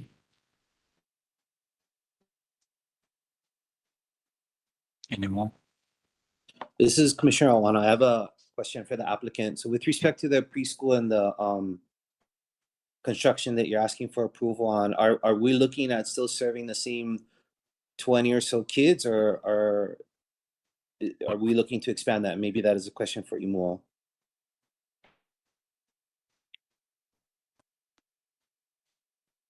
So preschool capacity is determined by the square footage of the space that you have. And most interestingly, it's more determined by the outdoor square footage that you have for children to play in. But the building that we are proposing is we're licensing for 20 children. And so once you license it for that number, that's the number that it stays at. We currently run a preschool in Kahului. It also runs as a licensed preschool for the same number of children. Thank you.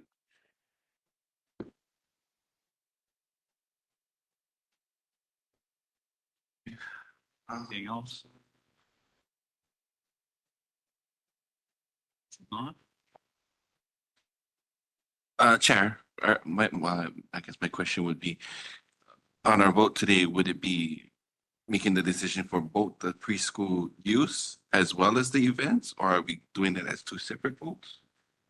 Like, does it, one would justify one with the other? Can we split it? So there's actually 3 separate actions you guys would be requested to approve. I guess it's up to you guys on how you guys want to proceed. But the 3 separate actions is special use, and there's primarily 2 special uses being requested. Preschool and special events. And then there's also the plans that would support the preschool as proposed and presented to you guys. So you guys can bifurcate, you guys can defer in its entirety. Or the department's request rather, would be that if you guys choose to defer, maybe specify some of the boundaries and parameters that you guys expect that deferment to hopefully achieve.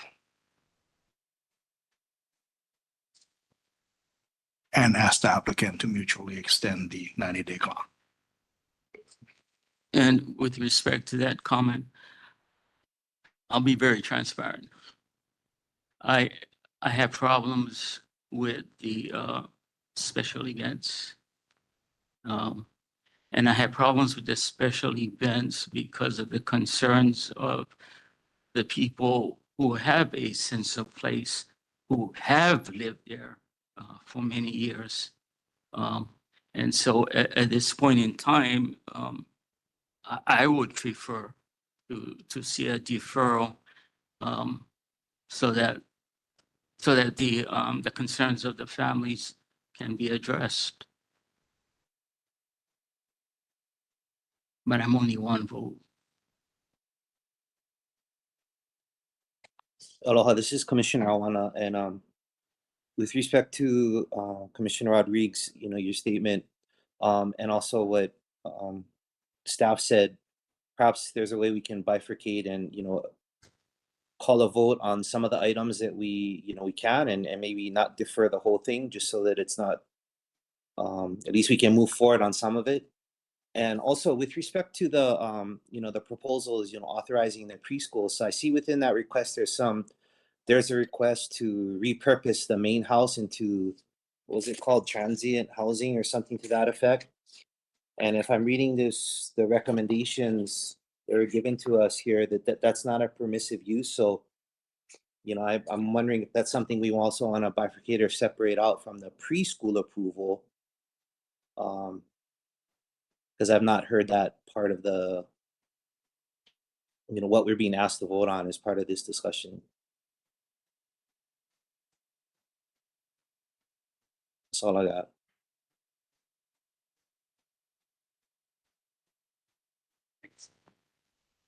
Yeah, I want to clarify because it's one of those words that can be misinterpreted for sure. Transient housing. The house, the residential sugar house, has 3 upstairs suites with restrooms, etc. And Imua Family Services mostly has to recruit our therapeutic staff from abroad and from the mainland, because we don't have a university system that makes the pediatric professionals that do the therapies for children here in Hawaii. And so a lot of times we are hiring staff from off island, speech language pathologists, physical therapists, occupational therapists, behavioral specialists, etc. So sometimes we allow them to use the residents, the room in the residence, as a landing space when they first come to the island while they're looking for their permanent housing. It's at no charge to them, their staff, they're on board. And relatively quickly, surprisingly, relatively quickly, our staff have always been able to find housing. I think it's because IMUA does such thorough background checks, because they're coming with professional jobs and et cetera, et cetera.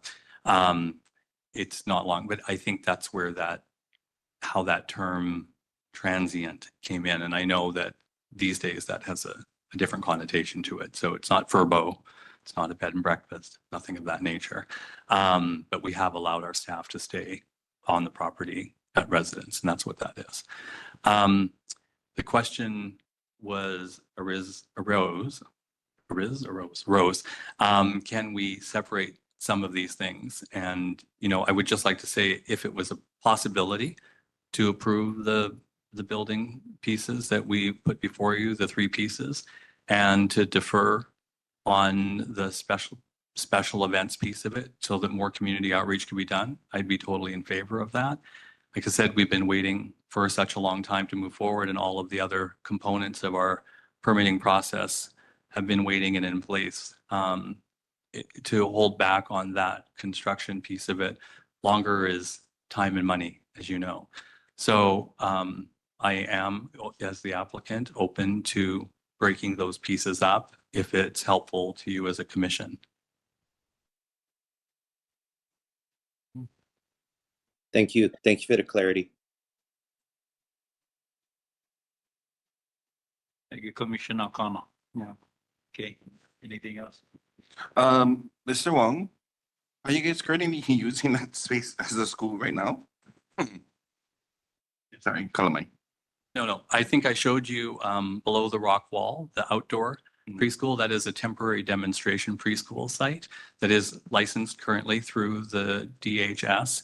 It actually is the first time an outdoor preschool has had a temporary license in the state of Hawaii. It's something that we hope will be a model for future preschools, because we are running out of real estate and locations that could actually be licensable. Other states like Oregon, Washington, New Hampshire, Vermont have started creating outdoor nature-based school spaces. Those states are licensable to those places. And so we would like this to be a model for other kinds of outdoor preschools that could be done in the future. So yes, right now it runs on a probationary license. And we hope to continue to do that for those children and for those families until the new preschool can be built. And then that outdoor preschool would move up into the indoor preschool location space with having that adequate outdoor nature space attached playground that's in the design. Okay, mahalo. I think one of my concerns was brought up by Commissioner Rodriguez is on whether or not the plan was approved, the archaeological inventory survey.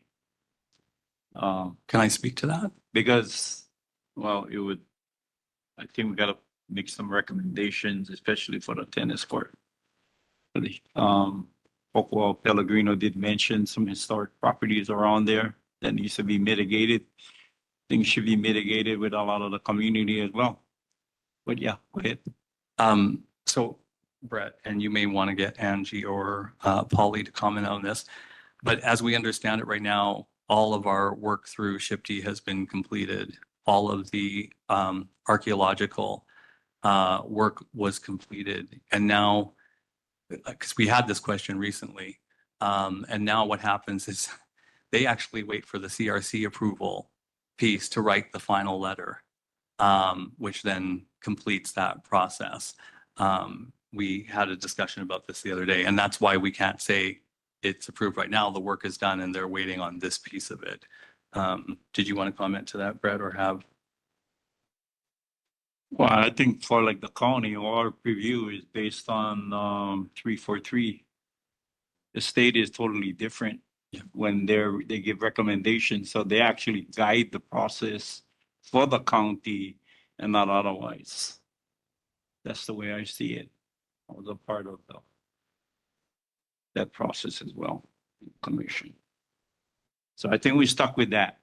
The fact that this wasn't approved, then I don't know how we can go forward. Maybe we can go forward on the existing garage, the tennis court, gotta have a little bit more input. And if you guys willing to put up the trailer system, that would be freestanding. That's another thing we can probably vote upon.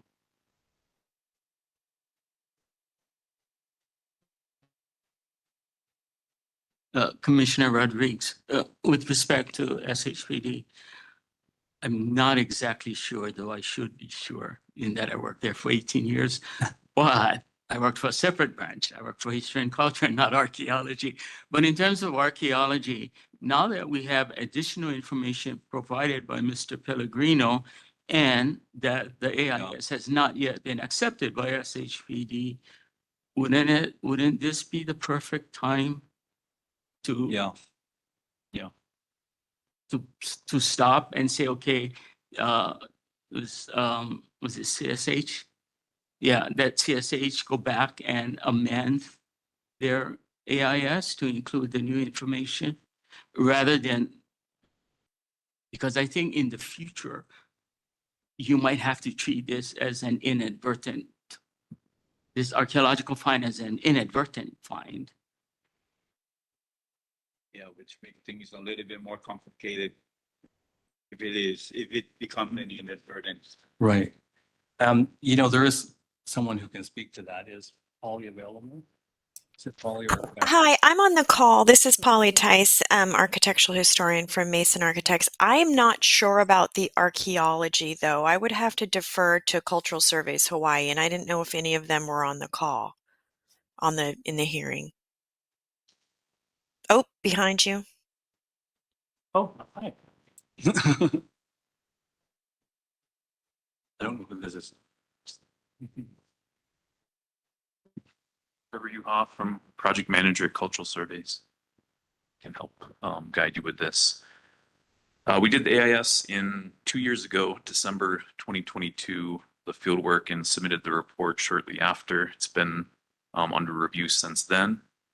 We did receive an initial review with comments from the SHPD in summer 2023, which we addressed and resubmitted. So it's been a long review process. But we're open to, whatever needs to be done.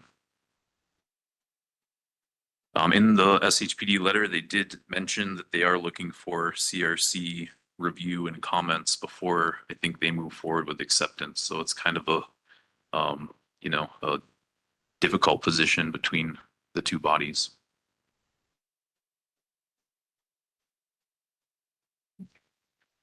Okay. So there's a lot to digest.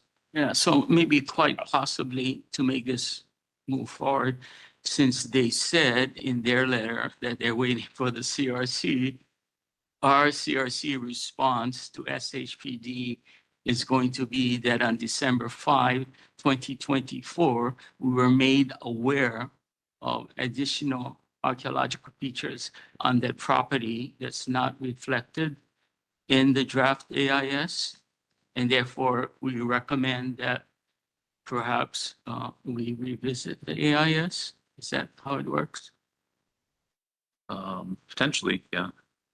Yeah, it sounded during the site visit, it sounded like these were features that were found during clearing of Kama Ditch, within the Kama Ditch, which is a historic property that has been documented. So it would just be adding maybe more information to that site description.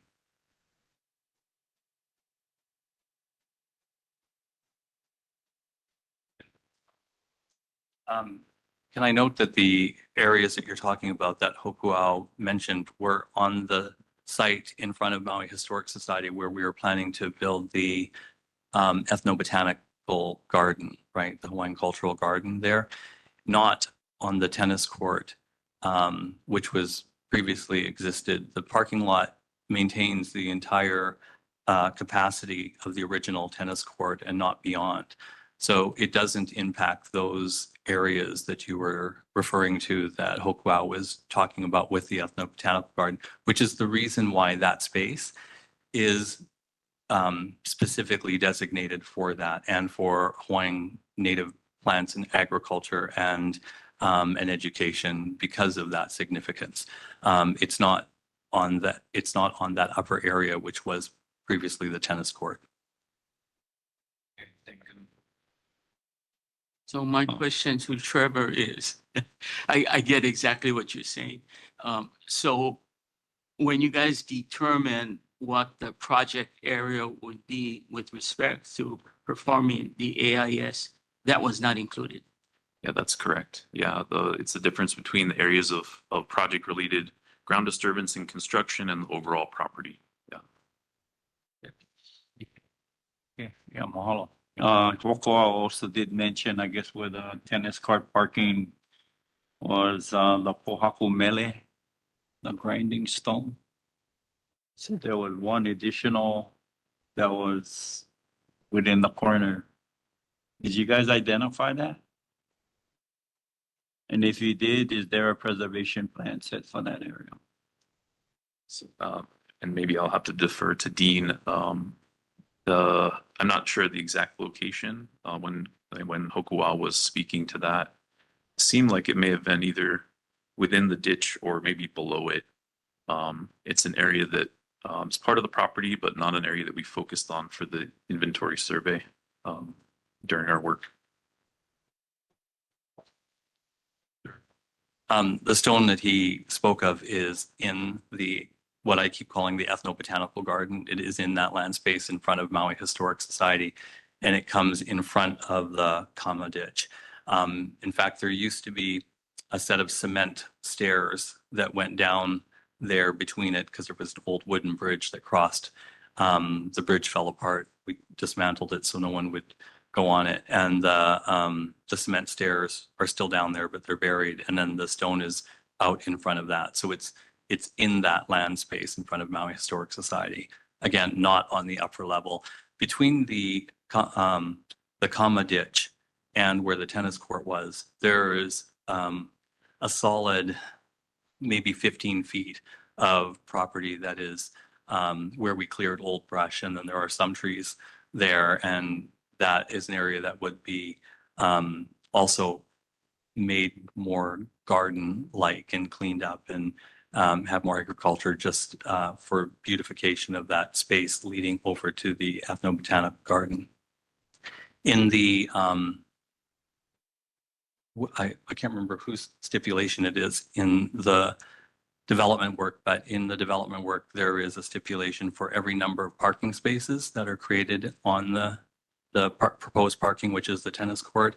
There will also be a number of trees that are required to plant on the property, which mostly we've sort of already done because we've been moving the keiki ulu that Hokuā talked about that have been shooting up from the mother ulu tree and placing them in more strategic locations around the native Hawaiian gardens and those places. So we'll continue to do that.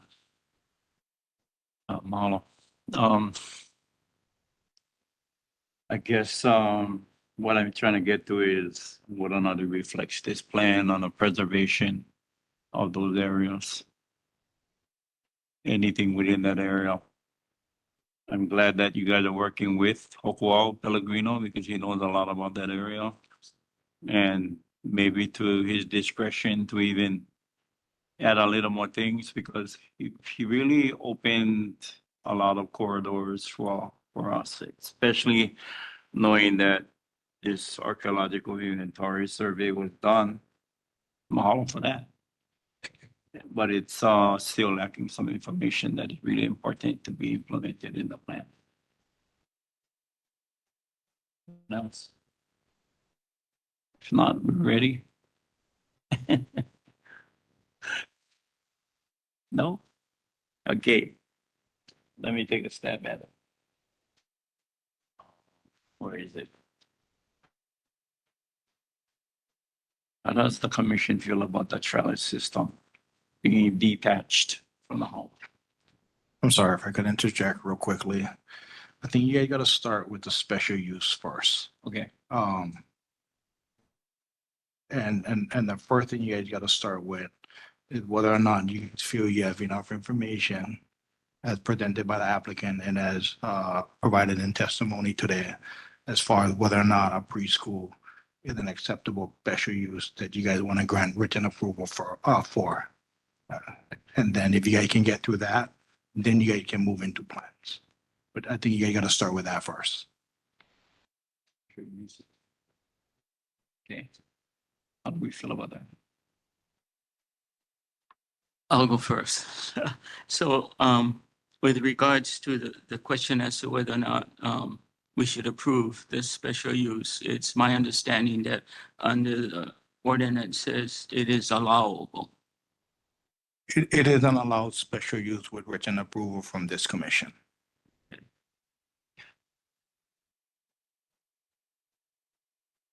But that doesn't end the inquiry.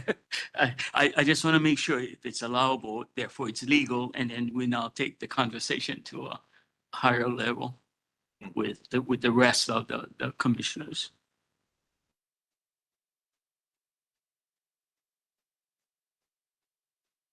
Okay. This is Commissioner Oana. I guess I'll go start it off. I mean, based on the testimony I'm hearing with respect to the preschool, and you know, of course, being that it's a permissive use, I don't have any objections to the applicant's request. So I've drawn the line in the sand. That's where I stand. And what say the rest of you? Sorry to put us on the spot.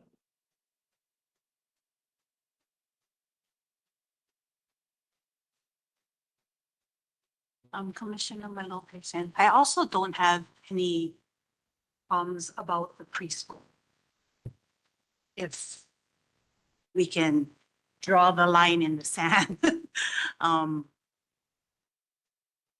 do have issues about the special uses, special events. Just so that we're clear, we're talking about the preschool, right? The special events is another item that we need to consider. Yeah, separate. Okay, got it. Sorry if I could interject real quickly. I don't think you guys are technically discussing anything because there's no motion on the floor right now. We're just trying to figure out sequentially what is the best way to move forward and whether or not this commission has enough information to take any action. And whether or not you guys are gonna defer in its entirety or defer in part, that's what we're trying to figure out. And Commissioner Rodriguez, and of course, my preference was to defer so that we have a whole package to work with. But Yeah. I'll go along with whatever you guys. Okay. Would you like to entertain the motion?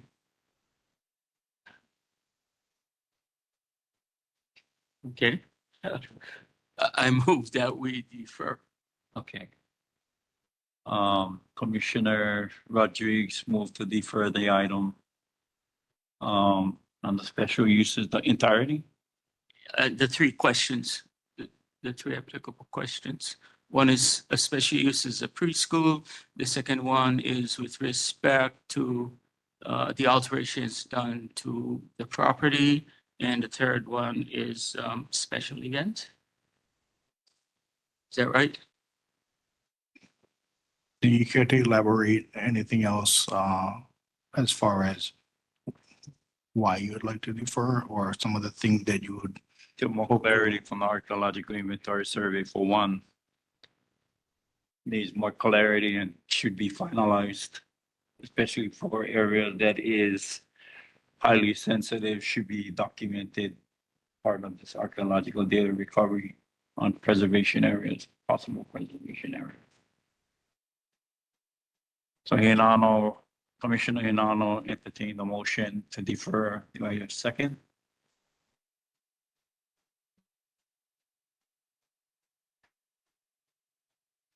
I was gonna ask a question. Would it be possible for us to have a quick meeting first before we make motion? Sure. Is that possible? If you guys get a second, you can discuss the motion prior to taking a vote. The second is, well, it has many purposes, but one purpose is so that you can discuss the motion. Okay, then I'll second. Okay. Second by Kamano. Okay, deliberation.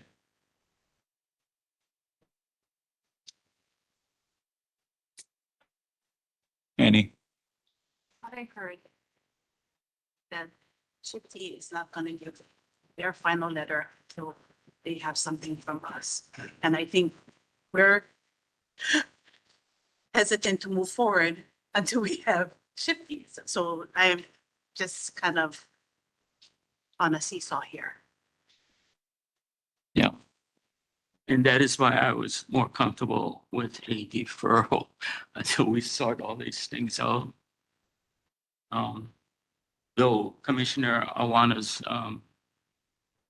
recommendation does make a lot of sense too about not bifurcating, probably trifurcating what's going on here. But again, I feel more comfortable with a deferral. Yeah. I understand. We don't want to jump ahead and find out we got some pickles we got to deal with the next time when we come back. Okay? Anyone else? Commissioner Akana? Well, what I was gonna ask that I know that is brought up is, so are we gonna ask the applicant to, I guess, waive that 90-day time period, or, and assuming they aren't, are we gonna be able to get everything done that we need to do within that 90-day window? Because if not, it's all a moot point, right? It becomes approved based on our lack of movement within that period. Is that correct, staff? Vika? Yes. So as a board, are we comfortable that we can get everything we need to make a decision within the 90 days? It's all on the state, right? Right, but I mean, okay, so if we're gonna be held by the time frame of the state, whatever that looks like, if they're delayed, does that have any impact on the 90 days that we're potentially could be, the clock that we're on? Is this council and the state, are we on the same clock? No. Sorry, could I? I real think what's quickly? really important is the archaeological inventory survey needs to reflect those historic properties on what's going to happen to those historical properties, on how they're going to be preserved and protected. Is that reflective in this plan? There's no guarantees. I mean, if we okay everything right now, then what's to say that we're going to lose a lot of these historic properties in the future? Well, I don't disagree with that statement, Commissioner Kapu. I'm just trying to understand the processes. What are the rules of engagement that we're working with? So if we're gonna approve this deferment and the applicant is not gonna waive that 90 days, are we gonna be able to do everything we need to do to make an ultimate decision within that time period? So if the AIS is not adjusted within that 90 days, does that mean that regardless of us having that, we got to make a decision within that 90-day window? Would it happen that way?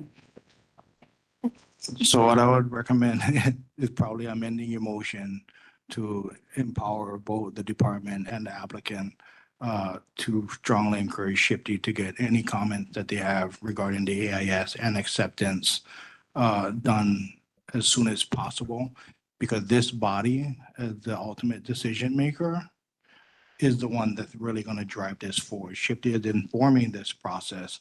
So anything that they would have and want be a part of this process need to be made known to you guys now, because once you guys make a decision, Shifty's comments after that is kind of hard to go back and fix something that you guys already made an approval for. Okay, can I ask the applicant? Are you willing to give the waive that 90 days, or where's your position on that so that we can determine if we need to modify this motion? Well, I think that the answers that you're waiting for fall on us to provide anyway.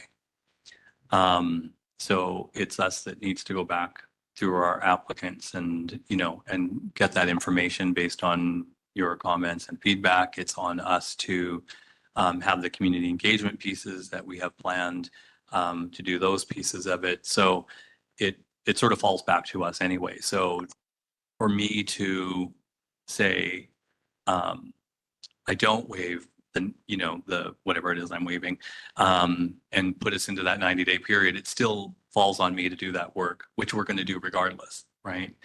So as long as I am now confident that this board and commission continues to meet regularly, like you have the last two, I feel better about that.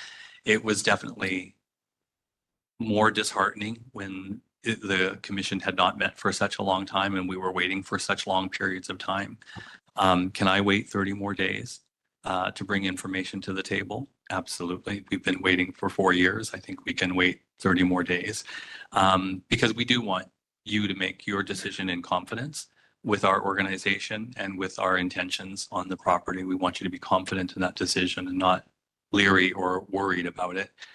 We also want our neighbors and our community to feel confident in us to be able to be good stewards of the property.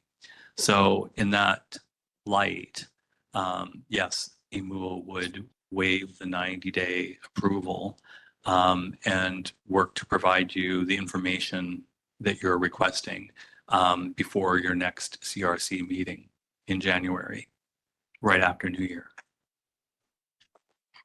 Don't travel. Okay, I appreciate that. I'm not trying to be a pill, but I want to make sure that we can get the information we need so we can move forward to, serve the community. So mahalo for that. Okay. Mahalo, Commissioner Connor. Okay, so back to the motion by Inano. So the motion on the floor was that we defer this item. But I think that's not what we're looking for based on the conversation that we just had. So we can either, and I'm gonna need help, either I rescind my motion or we do an amendment to the motion to change the language of the motion. I kind of feel a little bit halulu about amending the motion because it seems to me it's a totally separate motion. Because I think our new motion, I think what we're looking for in a new motion is that that we ask the applicant to waive the 90-day rule. I think that's what we're going for. And I think the motion that I made was to ask for a deferral, but that's not what we really want. Correct. So under parliamentary procedures, can I rescind my motion or do I have to make an amendment? I can. Can rescind. And then the second can. Okay, Commissioner Rodriguez hereby rescinds the motion, his motion to defer. And then I second. And you second. Okay, motion to defer by Hinano, Commissioner Hinano, and seconded by Commissioner Kamalo. Calling for the vote. All in favor, say aye. Wait, Kalamai, the motion is to rescind the motion, right? Because if I heard you correctly, you said the motion is to defer. Okay, Kalamai, yeah, to rescind the motion. Hinano made the motion and seconded by Kamalo. Okay? Okay, calling for the vote. All in favor, say aye. Aye. Aye. Aye. Okay, so now for the new motion is that I move that we request that the applicant toll the 90-day rule. I think the commission did request and receive from the applicant a waiver of the 90 days. Today or in the past? Today. Both. You guys requested it at the last meeting and it was granted, and you guys are requesting it again at this meeting and it sounded like it was granted. So now you guys can defer this agenda item in its entirety based on the discussion that you guys had highlighted and brought up today. And if you want to articulate that, that would be great. Otherwise, they can be as recorded. Mahalo for articulating that for me. We're all good, right? There's a Well, do I have to make a motion? Yeah. Even though there's an understanding of it? Yeah. Okay, okay, so I move that the applicant agree to waiving the 90-day rule.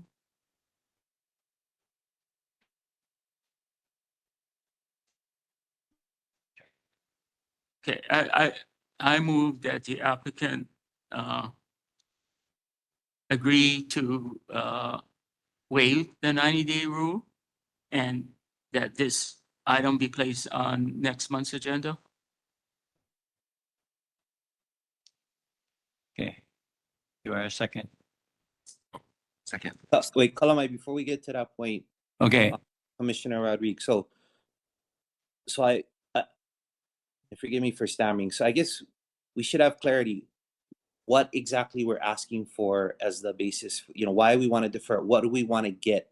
What are we hoping to get by giving us this additional more time? And we want the AIS to be revised to reflect the new information that was brought to our attention today, correct?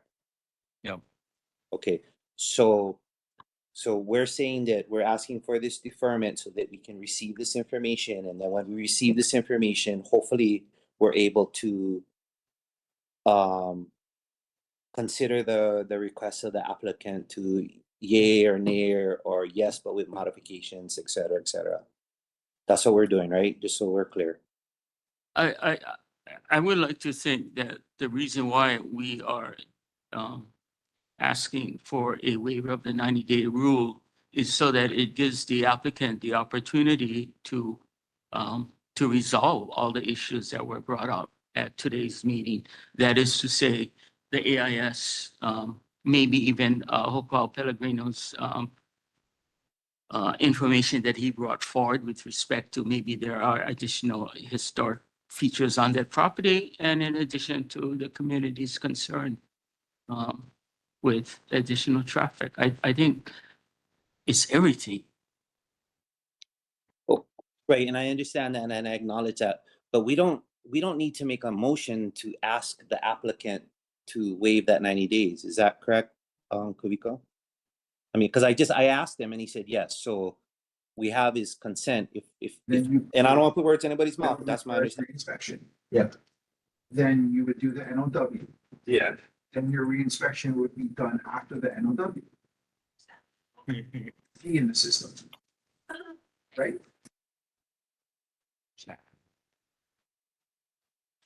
So Commissioner Awana is correct. The most important thing is you guys already established. You guys asked the applicant to waive the 90-day to hold you guys to making a decision. That was granted. You guys are now deferring, and what I believe I heard from Commissioner Awana is deferral on specifically for what reason. And what I thought I heard was one, a resolution on the AIS as far as its acceptance and the new information provided today at the site visit, in addition to the community concern that was brought up, particularly for special events, and that you guys also wanted to encourage them to continue that engagement with the community to resolve those issues. I thought those were basically what I heard from the discussion. Yeah, that was from the first motion Yeah. that passed. No, there was no motion that passed.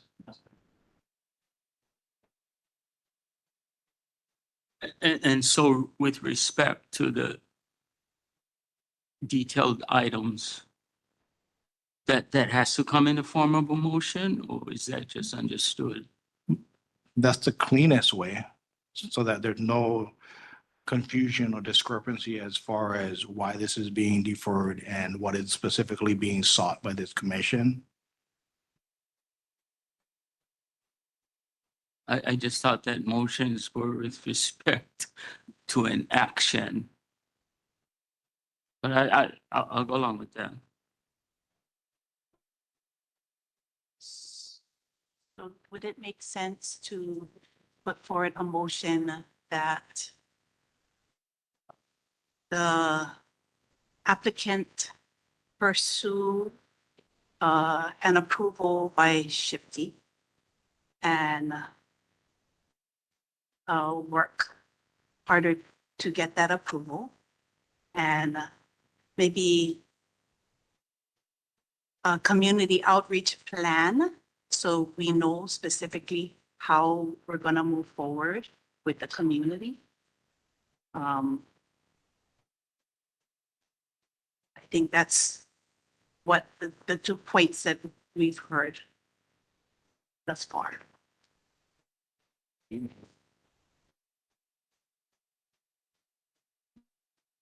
So you want to put that in the form of a motion? So I make a motion that our applicant defer the 90 days to pursue an approval on behalf of the state with Shifty, and to come back to the commission with a community outreach plan moving forward. It's a motion.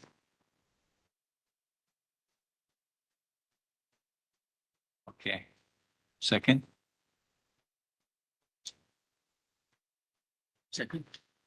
Okay, motion by Pearson, seconded by Inanna Rodriguez. Discussion, any more discussion? Akana?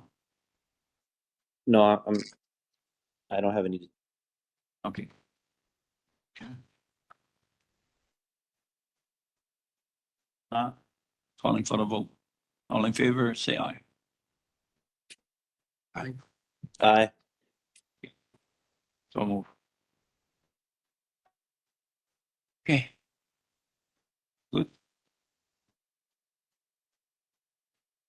Like to thank you so much. Well, I thank you guys. And I hope that, I like to kind of stay involved too as well. So maybe later on, when that community engagement comes, you probably see more either me or one other commission. I think it's about time we start engaging, right? Yeah. So mahalo. Thank you. Thank you so much. Thank you guys. Thank you all very much. Okay. I'd like to take another break. Spend an hour, 5 minutes. Back on the agenda again, Maui County Cultural Resources Commission.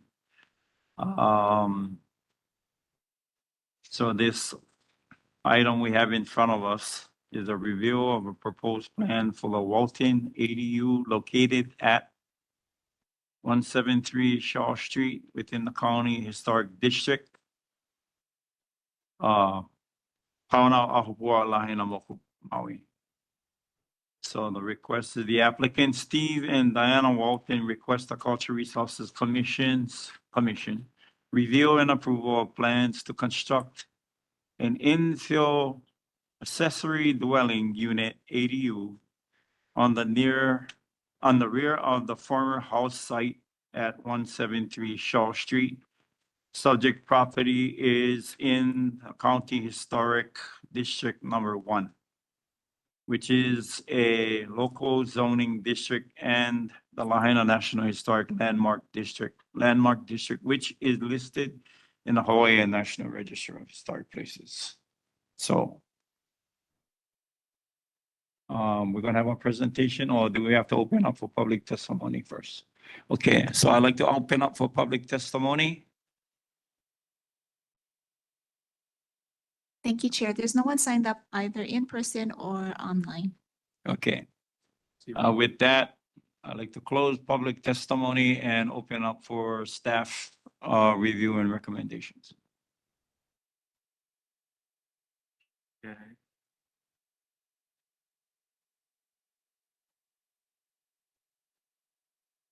Or even invite the applicant if the applicant is here.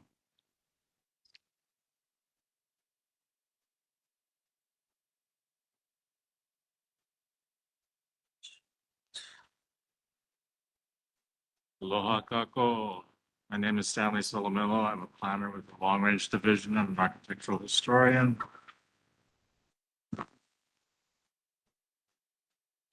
And we're going to go through a few slides on the Walton residence. There are only a few because unfortunately it was in a spot of Lahaina that the Sanborn Map Company didn't adequately cover.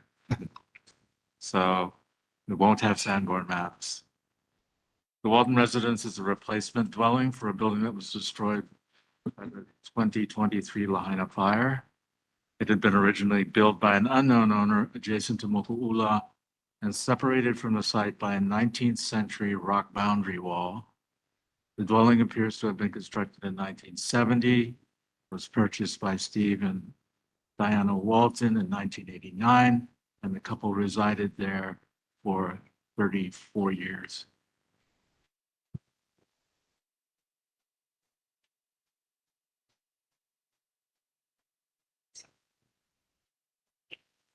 These are two views, both taken from the street of the Walton House.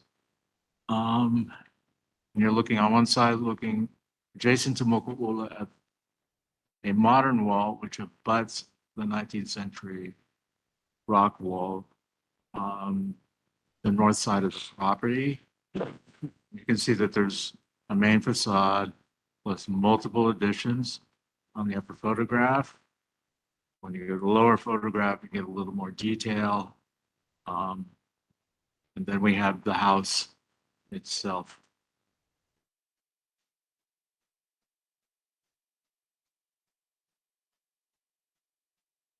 This is another street view of the Walton House. It shows the front facade that parallels Shaw Street, looking northeast, rock wall in the front of the house, as well as wood fence in between rock piers. Another view, plus a side addition.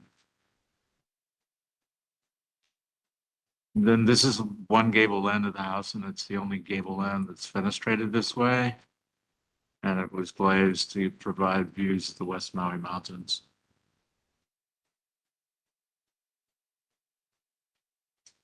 Originally, when this project came in, we had a drawing set that was produced by a local contractor, and originally we had short shear walls instead of columns supporting the roof over the lanai.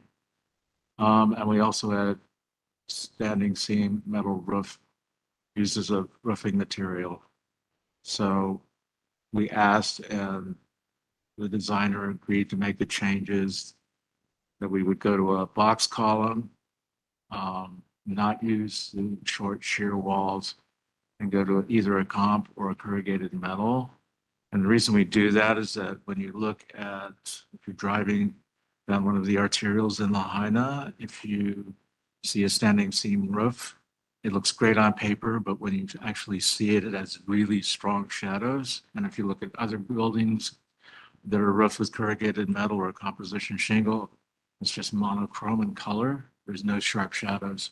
And that's why we've been telling designers not to do standing seam roof material. It's a very simple dwelling for the couple. They asked that it be put at grade as well because they're in their 70s and are having difficulty climbing stairs.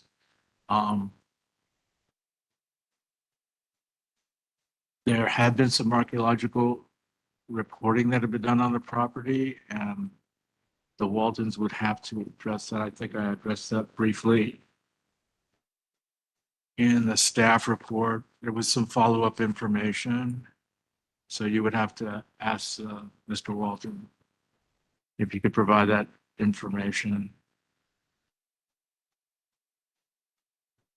So for this particular project, the character defining features of the proposed one-story residence include a slab and grade construction without foundation skirting, vertical board and batten siding, which could be also used as fiber cement, wood trim at the corner boards and freeze boards, hip roof in corrugated metal or comp shingle, the 3-bay outside lanai with 3 bays and 4 box columns, and 1/1 and or single light sliding vinyl sash with flush wood or fiber cement frames and trim, and single light wood exterior doors.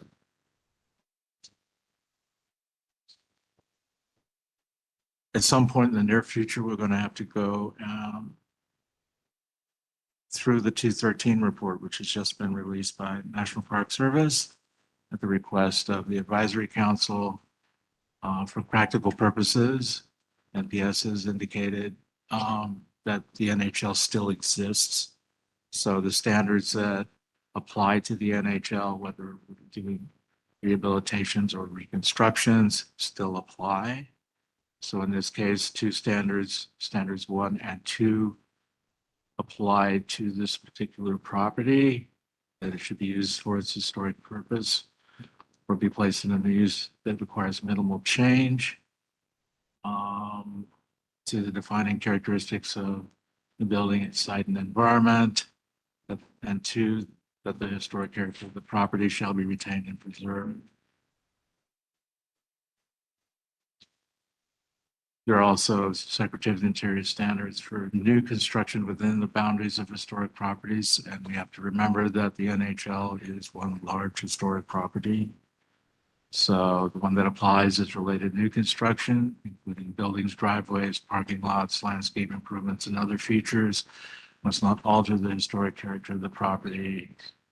And property's historic function must be evident, even if there is a change in use.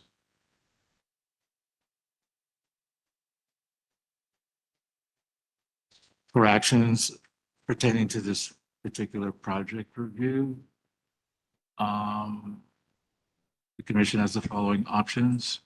1, to approve the plans. 2, to approve the plans with modifications. And if we have modifications, we have to specify them in actual item or motion, excuse me. And 3, disapprove the plans. Please let me know if you have any questions. Okay. Does anybody have any questions? Yeah, this is Commissioner Awana question. So it says proposed plans for an ADU. So that I presume that means auxiliary dwelling unit. Yes. So is this to replace the structure, the main house, or they want to add this in addition to rebuilding the main house? This would be in addition to building the main house. This would be it's going to be constructed on the rear of the property. Got it. Thank you.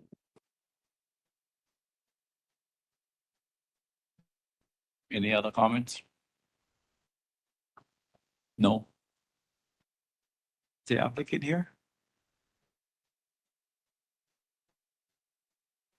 The applicant is online. Okay. Mr. Walton. Hi, morning, sir.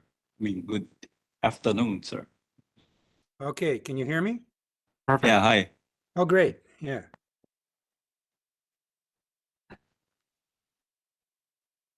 I just have maybe a couple questions. I know our house is right in the hot spot of a National Historic Registered area.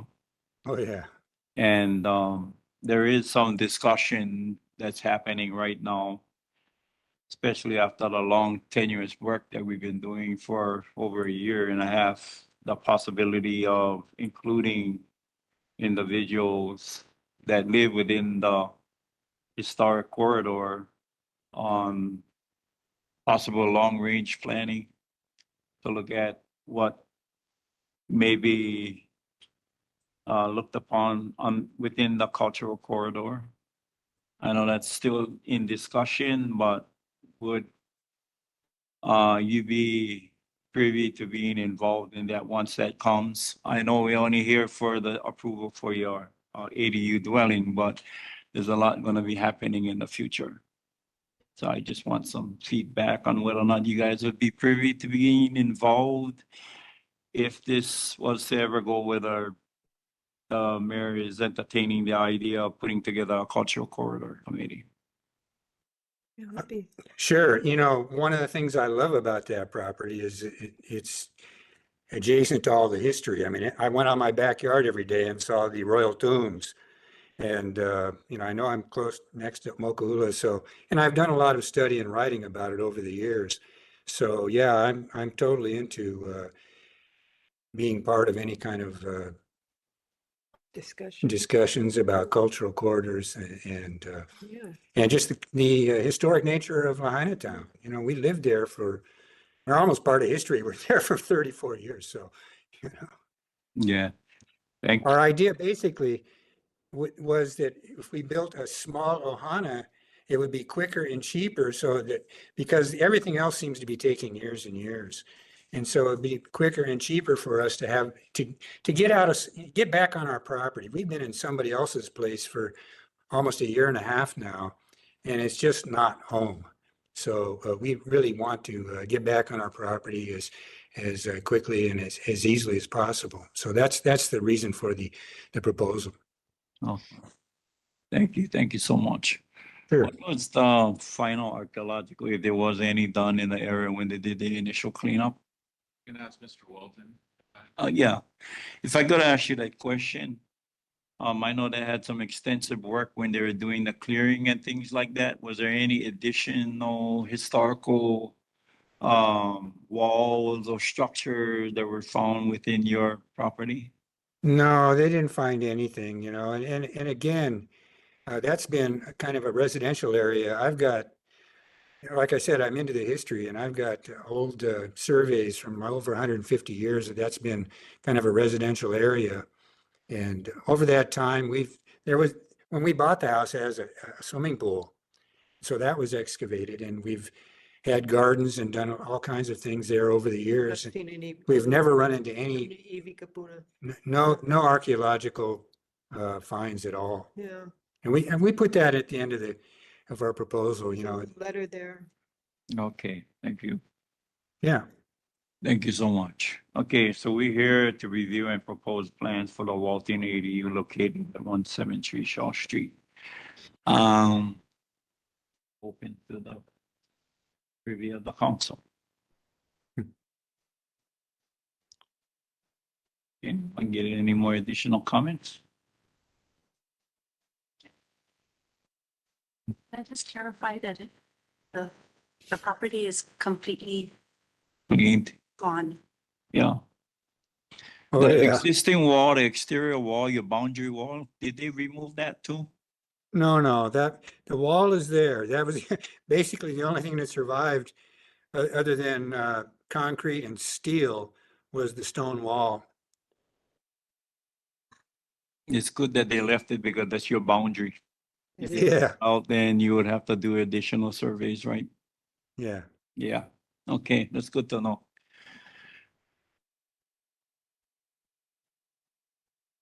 Any more additional comments from the commission? No? Okay. We're here to both review, post plan.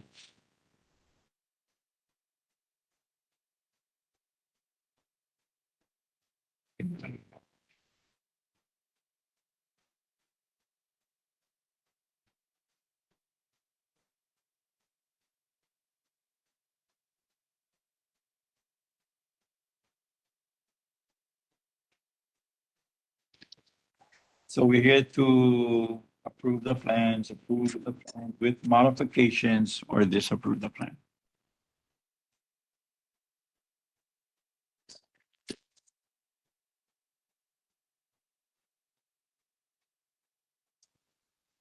Commissioner O'Connor, you have anything to add? You in your lonesome house over there? I did not have anything to add. I did review the report. I have no questions. And I have no objection. So if we're at this point, I'll bring a motion that Okay. that we accept the proposed plans for the Walton ADU unit located at 173 Shaw Street. Okay. Motion entertained by Commissioner O'Connor. Do I hear a second?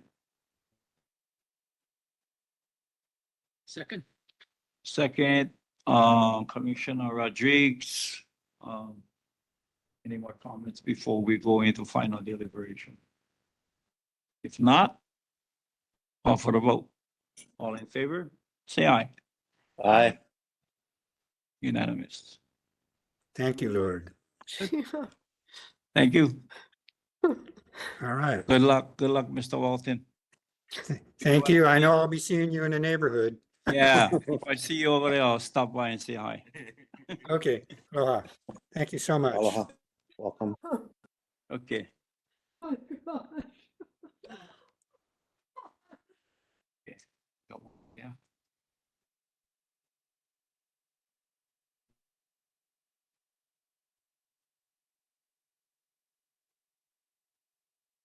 Okay. Go.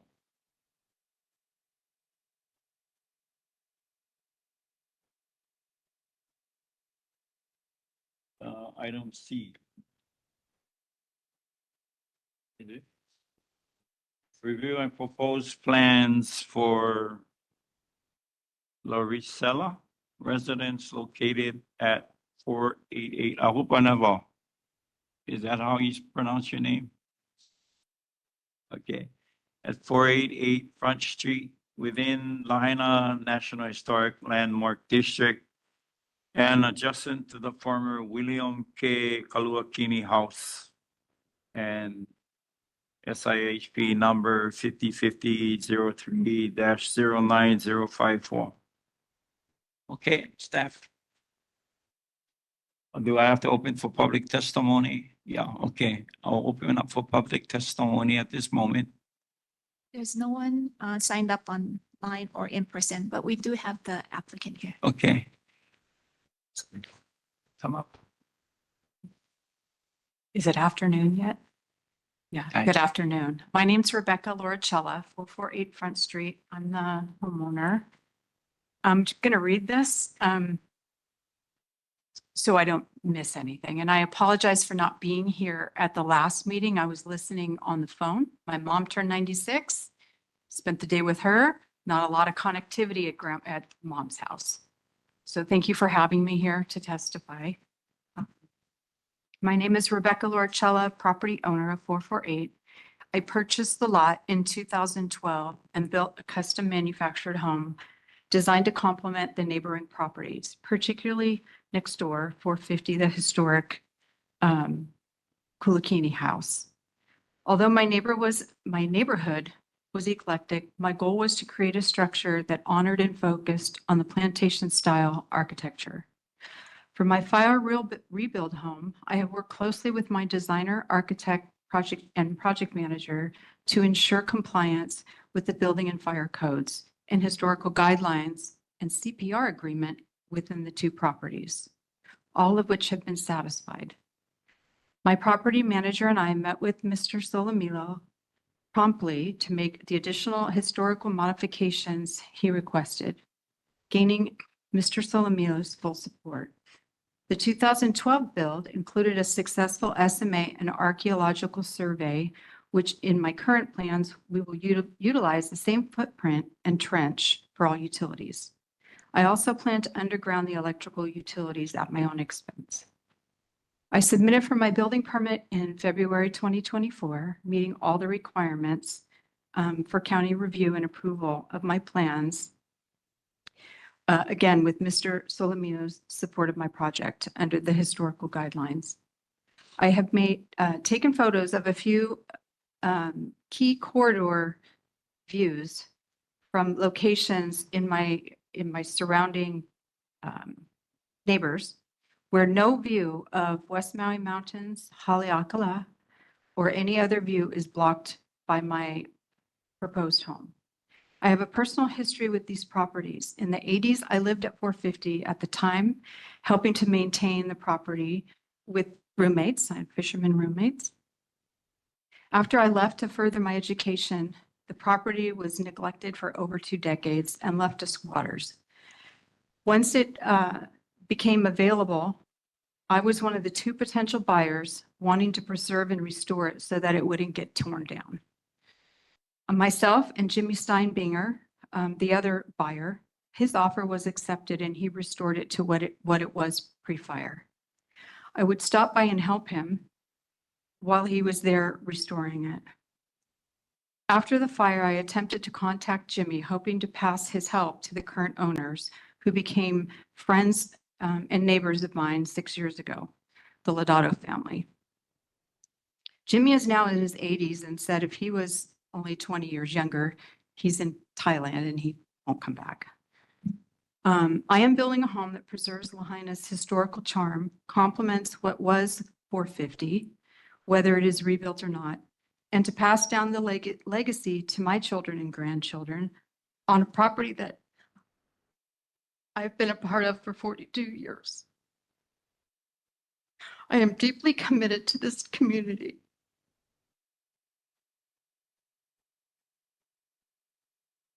I'm involved in my own nonprofit, local nonprofit that supports animals and youth activities. My family has roots in Lahaina since the 60s, with my godmother being one of the first UH Manoa graduates, going to Lanai and teaching the plantation kids on Lanai. My primary focus is to build a home that honors the historic charm of Lahaina and can be appreciated by all, maintaining my family's long-standing connection to our community and my Kanaka. I have 30 years in public safety in the fire service as a pilot and a captain in the U.S. Air Force Auxiliary. I am deeply seated in this community. As a fire investigator for 20 years of that 30 years in public safety, I ran the Emergency Operations Center here for Maui County when I retired from the California Fire Service. Anna Faust replaced me when I retired a second time. My neighbor's testimony was quite disturbing to me, pinching my integrity to this community and Lahaina. I will not have my integrity of my build, which I have taken great lengths in making sure that my new home honors Lahaina, particularly 450. I'm asking for my project to be approved without further delay and an expedited SMA permit be issued. I remain homeless along with everyone else. My advantage is that I was the fire marshal and chief officer. I was on the other side of the counter for building projects, plan review, inspections, and finaling people's homes so that they could move into it. I find myself on the other side of that as a fire survivor. I'm not accustomed to being a victim. I'm accustomed to helping people, as I have my entire life. As soon as my home is built, I will have rooms to put other neighbors who are continuing the struggle to rebuild. And I can help them as well. I thank you very much for your time. I'm available for any questions. Thank you. Thank you so much.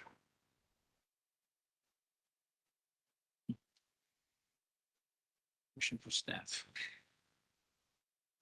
So what we have here. Just a brief presentation.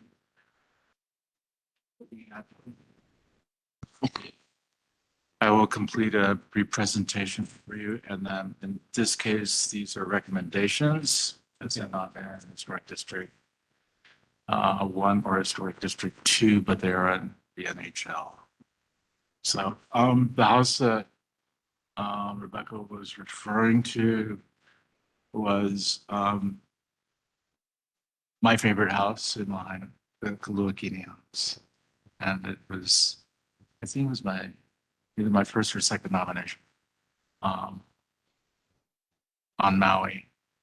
And it was such an incredible story and such an incredible dwelling and represented William Kulakini, who was the sheriff of Lahaina and Hana. And I have been looking for incidents where, and I will always bring them up, where we have Native Hawaiians, where we have descendants of Ali'i, Ali'i, who continue to live in the places where they lived historically. So this is one of those kind of places where it was very important. So fortunately, it was restored and placed on the Hawaii and National Registers of Historic Places, and then burned out in the fire. So it had been sold to a new owner named Michael Legato.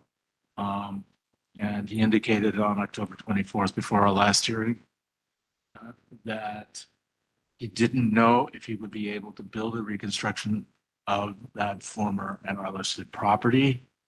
So consequently, the review comments that were produced in the staff report that I originally wrote that relate to this project's adjacency to reconstruction of a former NR listed property are no longer valid. But the standards that I just mentioned in previous residents, the Walton residents, still do apply. In this case, standard number 1, that a property shall be used for its historic purpose, placed in a use that requires minimal change in the defining characteristics of the building and its site and environment. And then new construction, that related new construction, including buildings, driveways, parking lots, landscape improvements, and other new features must not alter the historic character of a property, and a property's historic function must be evident, even if there is a change in use. The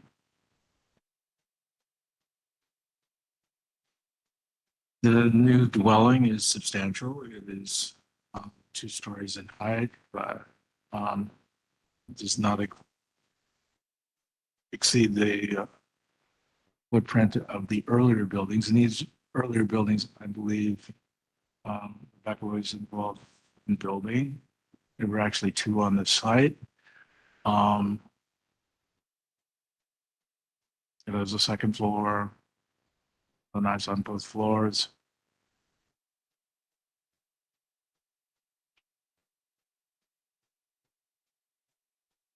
Rebecca and our architect originally submitted these elevations for department review and comments. We requested that some minimal changes be made to railings. And there was a beam on the 1st floor lanai that supports the 2nd floor, and a hipped roof that had board and batten finish on it. And I requested that they reduce that in size. It now has been reduced in size, though it could be reduced further. But it continues horizontal lines instead of having vertical board and batten finish coming down from overhead on the lanai proper. So following the receipt of those comments, both the owner and the architect made the changes to the drawings. And in the absence again of a firm commitment of the adjacent property owner to build a reconstruction of the William Kulakini house, no further changes are recommended.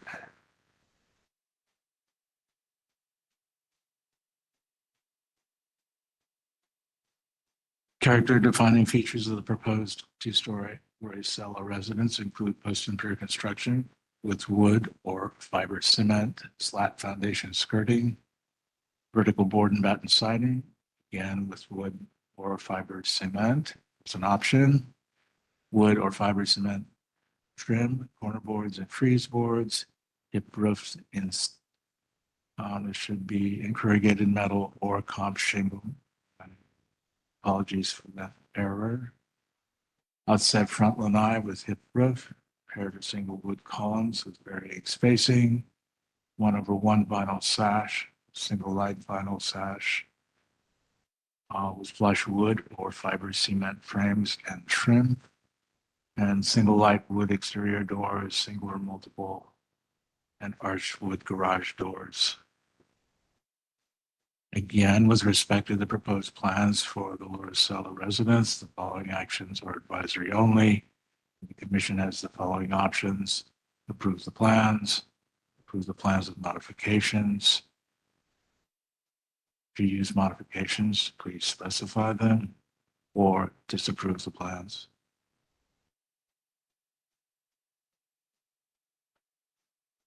Okay. Thank you. Commission? Can I refresh my memory? Did the owner of that adjacent, the Luakini property, did he testify at the meeting? I can't remember if that was before or after Commissioner Rodriguez had to leave, so we didn't have quorum, but he did testify, right? Yes. And did he change his position that he is now going to rebuild to recreate the original structure, or is that still, no, he's uncertain? He's still uncertain. Okay. Model. You know, I brought up this issue before about the SIHP number. Does it change the whole dynamics at the house?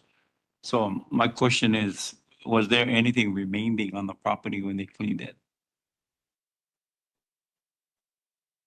For 450, there was the concrete, or there is the concrete stoop and a rock wall that was created, a low rock wall that goes around just the front part where the stoop is. That was part of the 2007 remodel or replica.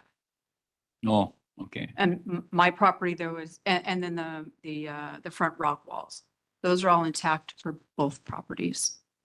So the what was it? Was it concrete, the staircase?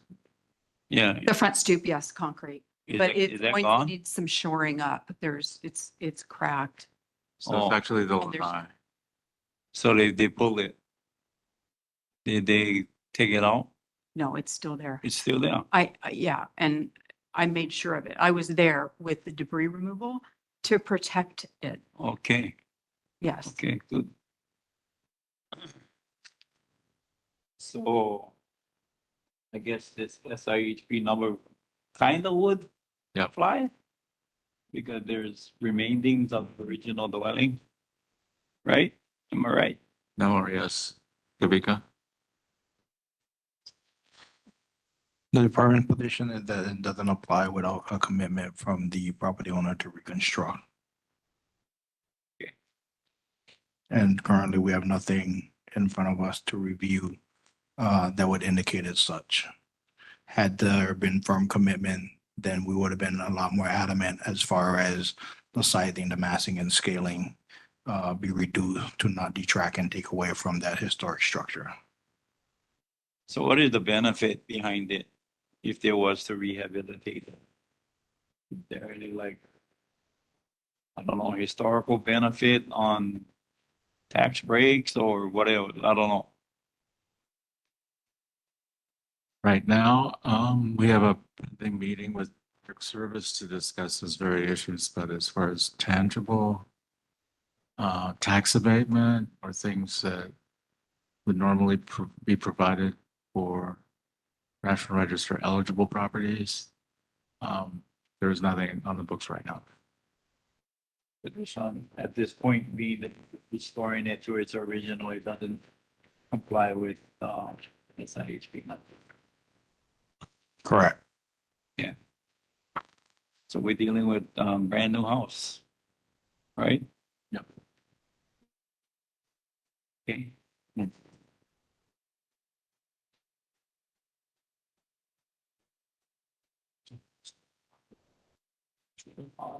I think I said that.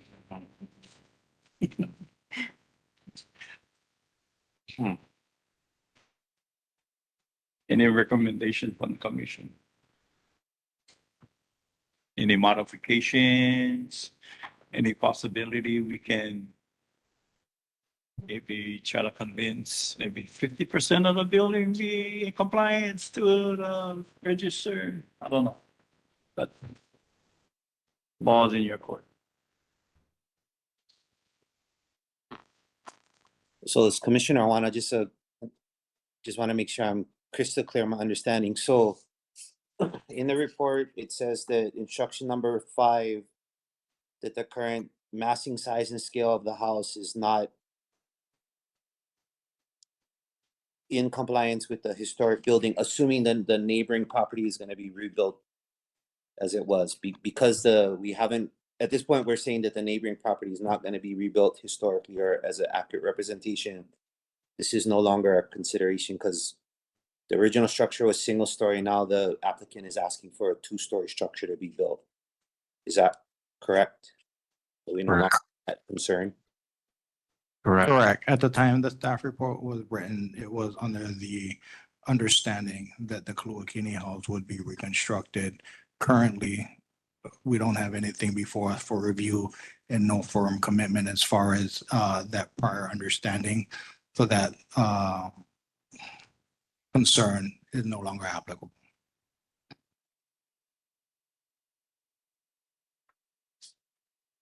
A question for the applicant. This is Commissioner Awana. So I see here the recommendations as far as the materials was suggesting changing the standing seam metal roof to either corrugated and composition shingle, and then changing the vinyl sash to wood. The front and side facades visible to the public right away. So have you agreed to those changes? Yes, sir. Okay, thanks. I also added the home in 2012 had single pillars on the porch. I've mirrored 450 design with the cluster of 3 pillars or posts on the porch around the front and also on the second floor. And then the other design change from the 2012 house to the current proposed is a closed railing as opposed to a closed lower railing as opposed to the spindles for the design and the trim, the color. The boards will be horizontal instead of vertical in that picture, which I didn't want horizontal to begin with. That was just an error. Will mirror what 450 was. And this way, if the decision later on is made to rebuild 450 the way it was, this house will not conflict. But that's on me to decide to do that. And I opted to do that because I wanted to be able to honor the history that was on that property. Thank you. Thank you.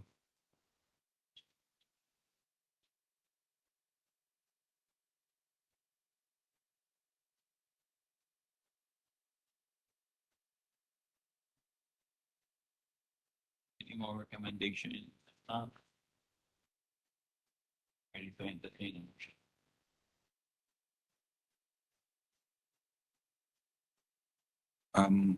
I have a quick question for the owner. So am I to understand that 448 is not historically registered? Is that what I see here? 448 is not.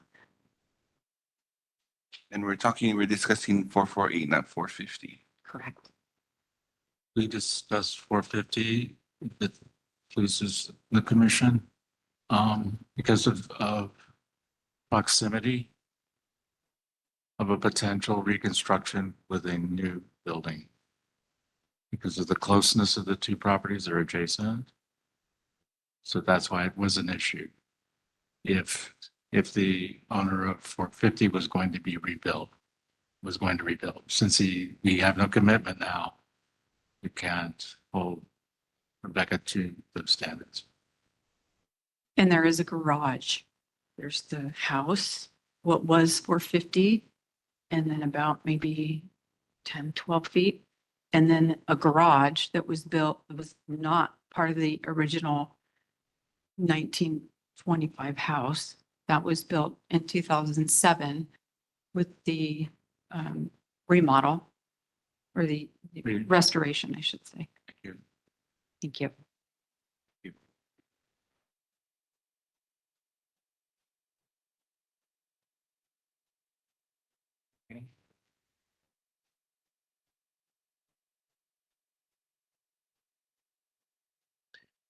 Me, unless there's any discussion, I'm gonna bring a motion that we approve the plans. Motion made by Commissioner O'Connor. There, your second. Second. Second by Kapono Kamon. Discussion?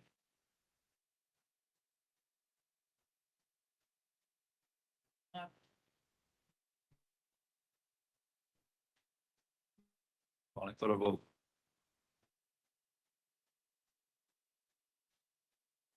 All in favor of the proposed plan for the Wasilla residence located at 448 Front Street within the Lahaina National Historic Landmark District.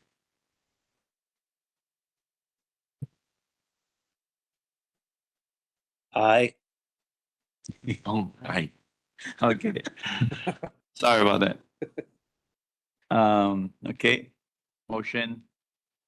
So moved. Good luck. Thank you. Thank you very much. Okay. Next. Review and comments on the proposed plan for the new parking lot DOE job number Q51281-21, Wailuku Elementary School located at 355 South High Street. This one has an SIHP number 5050-16-01630. Okay. Open for public testimony. Thank you, Chair. There's no one signed up either in person or online. Thank you. Okay, thank you. The applicant here? No? Go ahead, Sam. Okay, this is a proposal for Wailuku Elementary School proposed parking lot.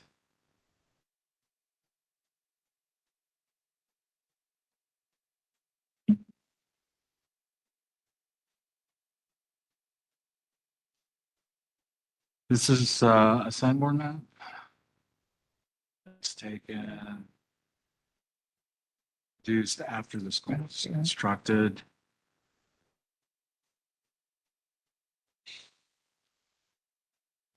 And early pictures of the building unfortunately don't do it much justice. So finally, when we went, I think it was 2008, and photographed all the resources, Maui County that were listed on the National Register of Historic Places, we got better photos.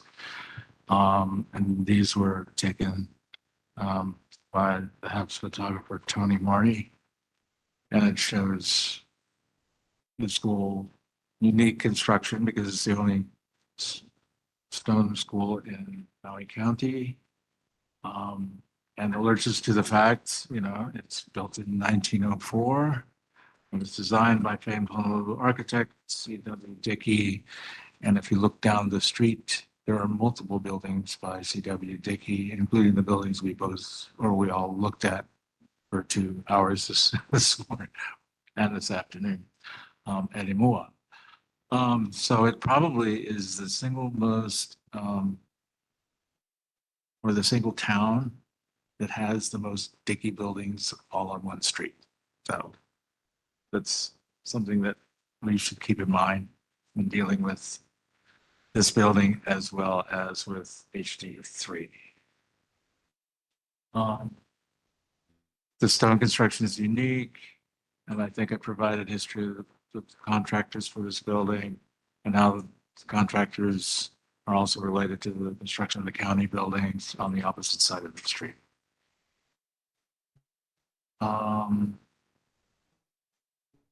Wailuku Elementary School, again, built in 1904, was the first of 4 Wailuku buildings that were designed by the architect. The remaining buildings included Wailuku Union Church, that was built in 1912, Wailuku Library built in 1928, and the Territorial Office Building built in 1931. And he had a diverse office in Honolulu, photographed on the right-hand side.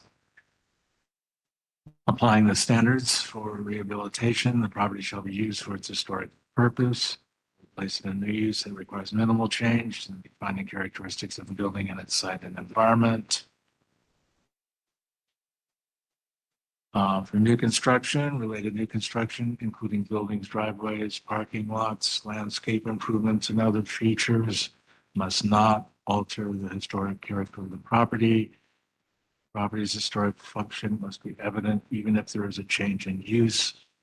The location of new construction should be considered carefully in order to follow the setbacks of historic buildings and to avoid blocking their primary elevations. Third, protecting the historic setting and context of the property, including the degree of open space. Building density must always be considered when planning new construction on a historic site. Historic landscapes and significant view sheds must also be preserved. Okay, this takes us back to looking at Wailuku and parts of HD3. We have a traditional setback that I think is only violated by the library. There's a traditional setback on the Makai side of Front Street. We have a large and expansive lawn or green space and open space. And it's been there since the 19th century.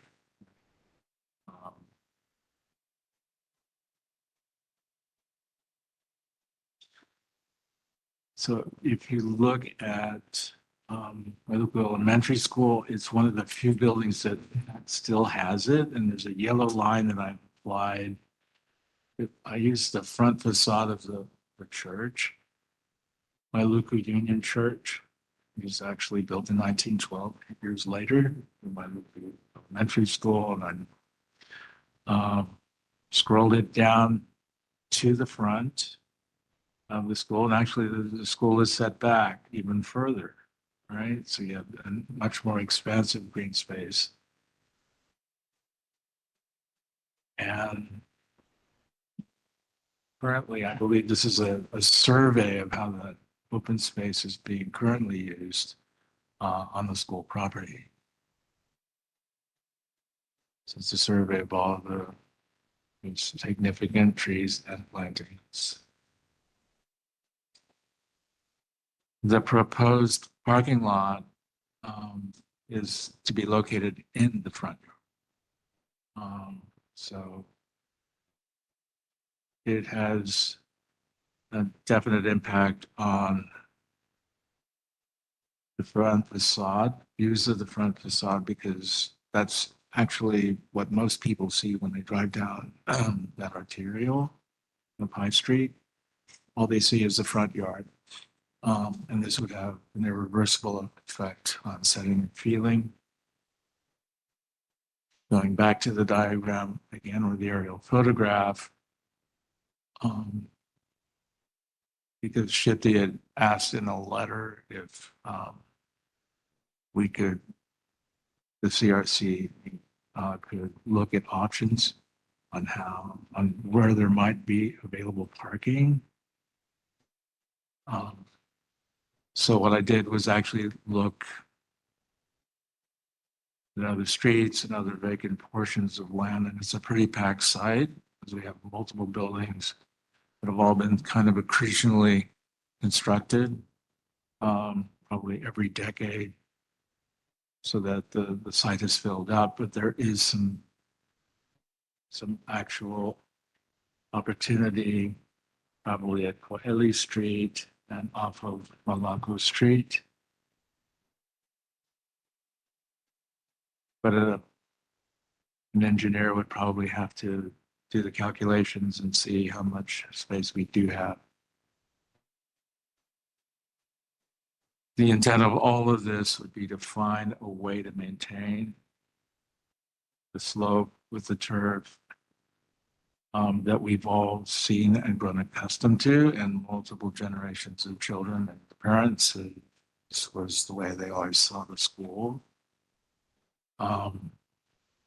As an option to considering putting a parking lot first in the front yard, and the next, if we are forced to have a parking lot in the front yard, then they should consider it a less impactful means, and that would be use something like grasscrete, which allows grass to grow. It's a permeable surface. So the recommendation in this case would be to provide that as an option, or to have the engineers and the state provide us with more options than just this single option. And looking at the two, one, locating the parking on adjacent arterials and other locations on the site. And two, and of least support from the department is probably to consider a grass creek or similar option for the front yard. So with respect to the proposed new parking, for a lot in front of the administration building, Commission has been asked by Shifty to provide the review comments and either agree or disagree with Shifty findings, including consideration of alternatives. And you can actually provide the following options. You could provide review comments. You could agree or disagree with Shifty findings. You could approve the plans that they've actually submitted, or you could disapprove the plans, or you could take no action. I'm sorry, I'm throwing so many options.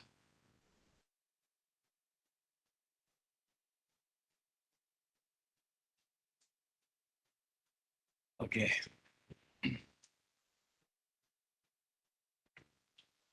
How many stalls they get?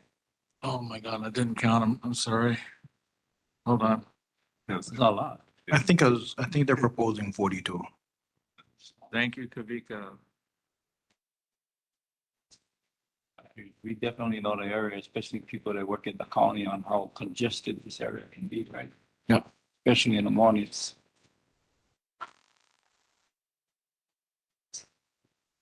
I don't know, it's on hard on. But was there any review from SAPD? Yes, there was, but they did not approve or disapprove of the proposed project. They asked CRC to weigh in and provide options, provide review, and send our comments back to them. Hey. You know, there's a lot they gotta do on their side too, yeah. I mean, especially if they're gonna stop governing and breeding that area, you gotta do an archaeological required assessment. So we're at a loss.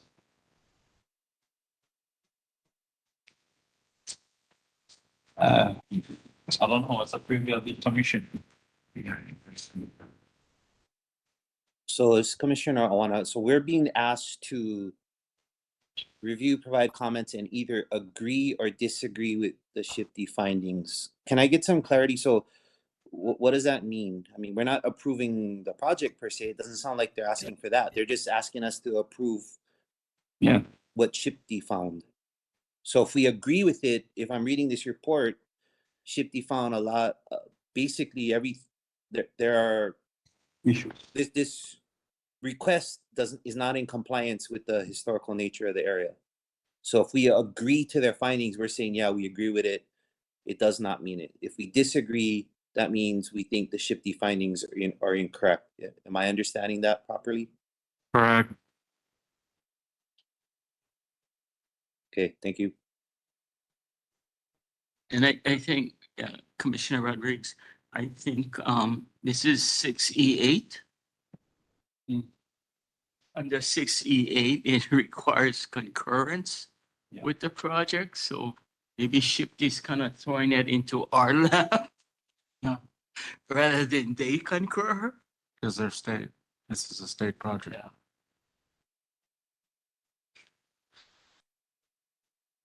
And my understanding from Shifty is that I believe that their position, but as a matter of trying to make an informed decision, they wanted to see what the CRC's thoughts on their finding and whether or not there were any additional considerations. Well, I think similar to the recommendation that was provided staff. Not in conformity, right? So, Also for me, I went there first to fifth grade. One of the things I remember is running up the steps in the front where they're proposing the parking. So it kind of takes away the approach to that building that a lot of us remember. I guess Shifty didn't do a site visit to figure out if indeed there are other spaces around, because I don't think there is.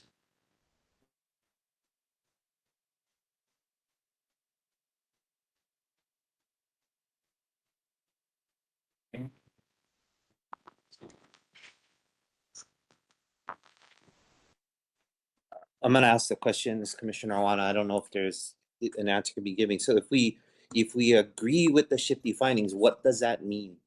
What does our agreement mean? That would mean that the planning department would draft a letter to that effect and send it to Shifty.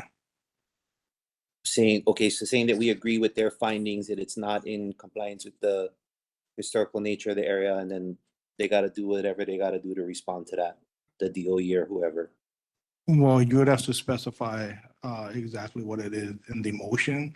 As far as the findings of Shifty, I mean, that's articulated in the letter that they submitted. As far as for archaeology, they're proposing monitoring and mitigation.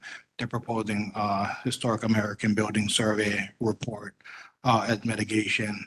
And then they're proposing to update the Wailuku School National Register of Historic Places nomination form. And then they're also asking for an evaluation of alternatives to minimize the visual impacts of the building. So that's what you guys would be agreeing to as far as the Shifty finding is concerned. If there are other things beyond that, you would have to articulate it.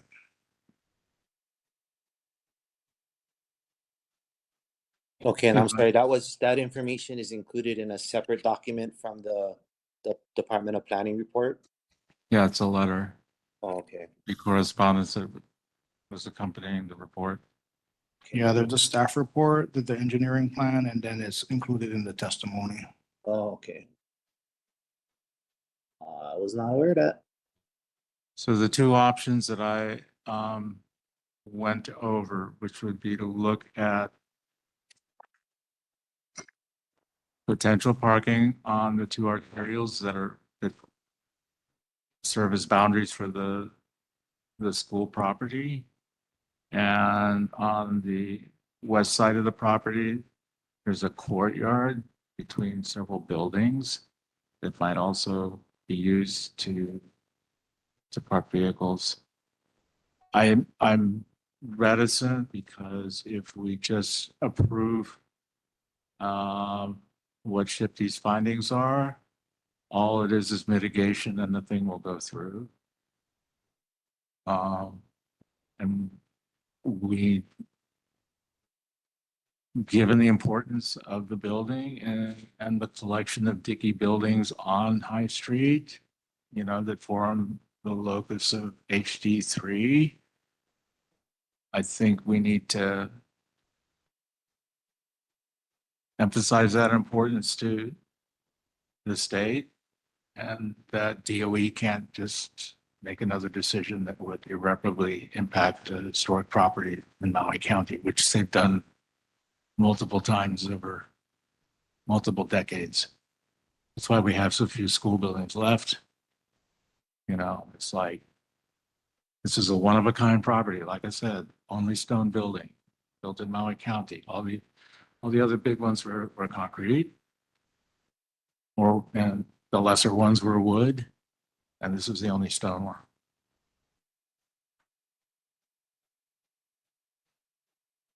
Excuse me, this is Jackie from the Planning Department. For alternatives, maybe the CRC could suggest considering making the side streets Malako, Awapuni, and Koele be one-way and have angled parking instead of how it is now.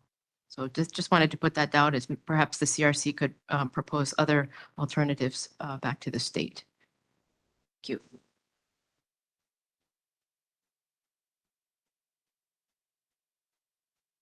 Commissioner Rodriguez. So you remember I asked, even with Discovery, if their parking lot was going to be paved? Because I thought that a paved parking lot is not conducive to a historical view. And now I kind of let that one go. And I'm sure maybe I can revisit that one, but now we're facing the exact same problem.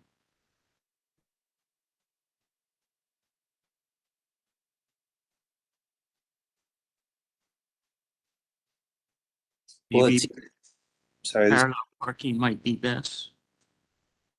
Go ahead, Commissioner. yeah, Kalamai. So I guess there appears to be a need for parking. You know, I don't live in that area, but I do recall driving through it during school time, so it is awfully congested. So there is a need for parking. I like the suggestion of exploring alternatives and perhaps making the street that was mentioned one way and angled parking. You know, it's already a roadway, so I think there would be minimal impact, I would think, on the structure. You know, I don't know what the community would think about that, because again, I don't live in that area. But I think that might be a good option for us to consider, asking them to come up with alternatives to not impact the historical nature and the line of sight and things of that nature of the school building or the administrative building, whatever it is. Anyway, my 2 cents.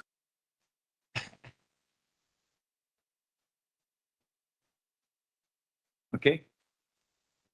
Where do we want to go?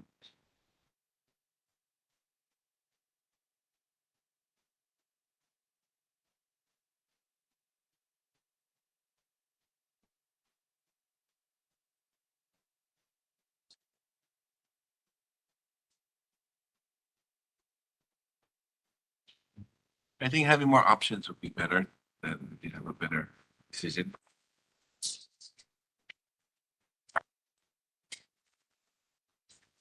And like the staff report, it doesn't agree with what should be moving, so.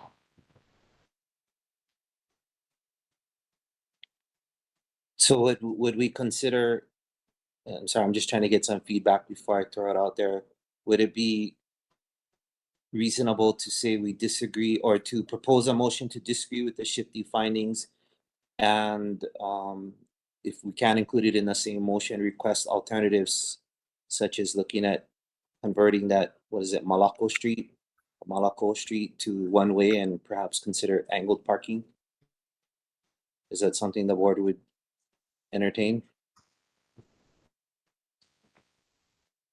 I see head shaking. Does that mean yes? Yeah, we all agree. Hello, Mike. Just looking for the motion.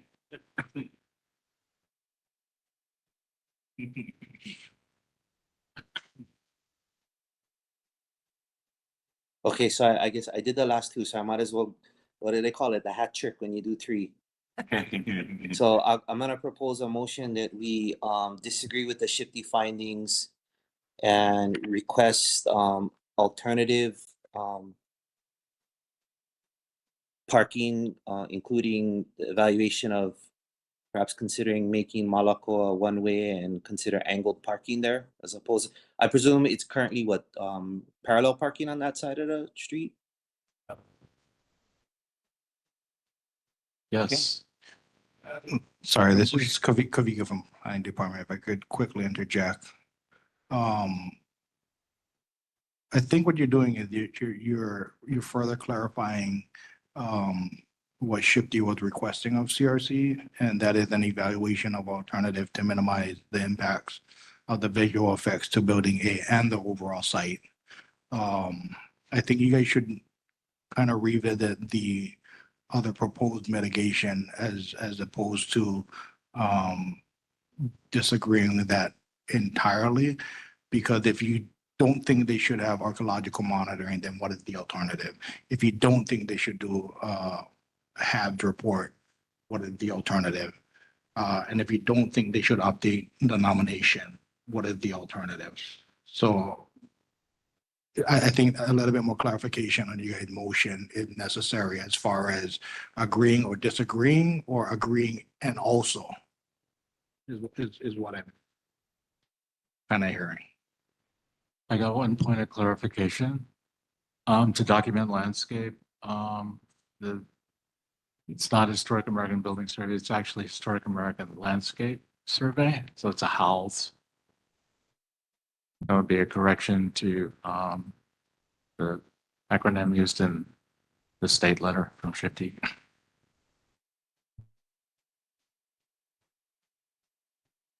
So bottom line, I think, well, I don't want to presume, but are we in agreement that the preference would be not to have an asphalt parking lot in front of this historical building? Yeah.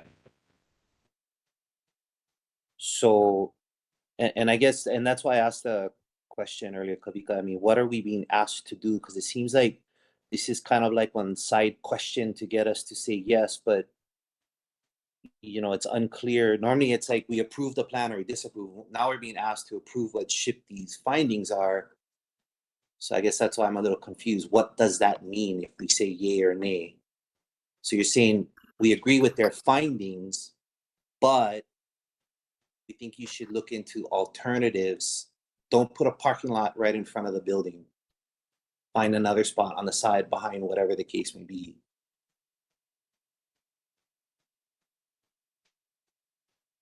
I'm just trying to talk it out to make sure I understand it before I put foot in mouth.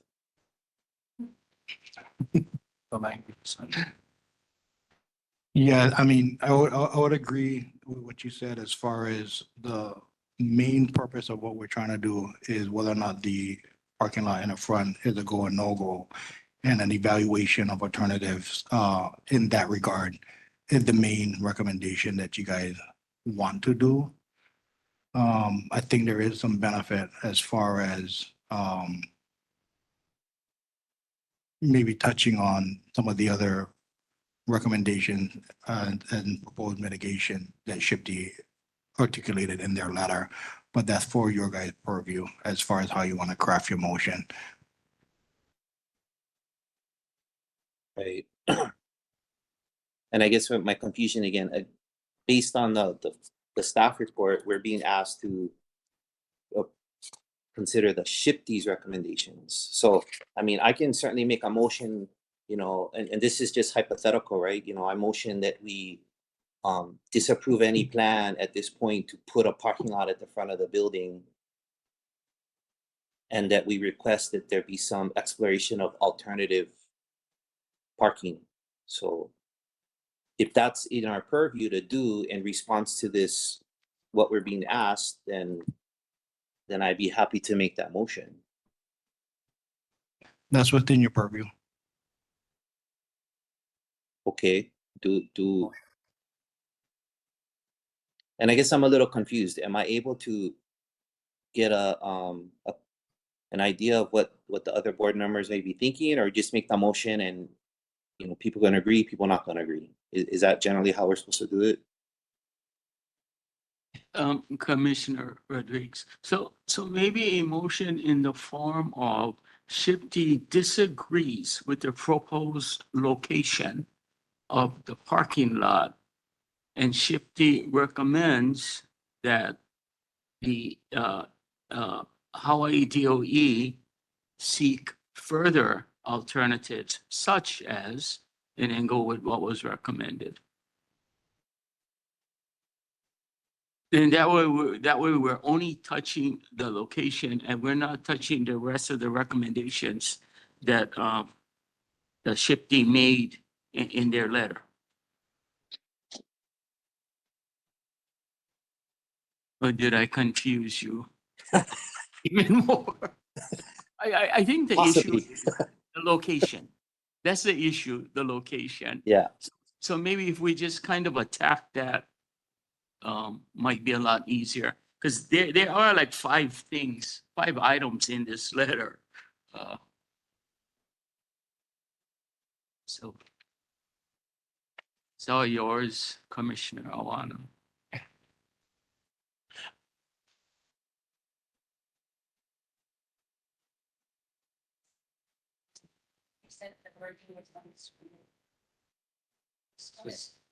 Oh, it's just an example. I can read as an example. The wording of a potential motion could be preserve the front yard as is, do not alter, pave, or obscure with vehicles, investigate and select parking alternatives along Meli and Malaco streets.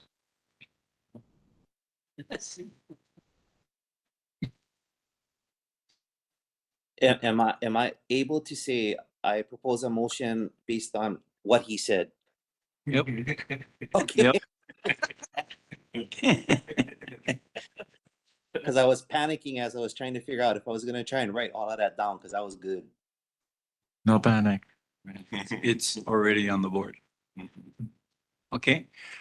So Commissioner O'Connor, did you just entertain that motion? Yes, I motion that the proposal that was just stated. I can say it again if you want. Is that Preserve. necessary for the record or are we good? For the record.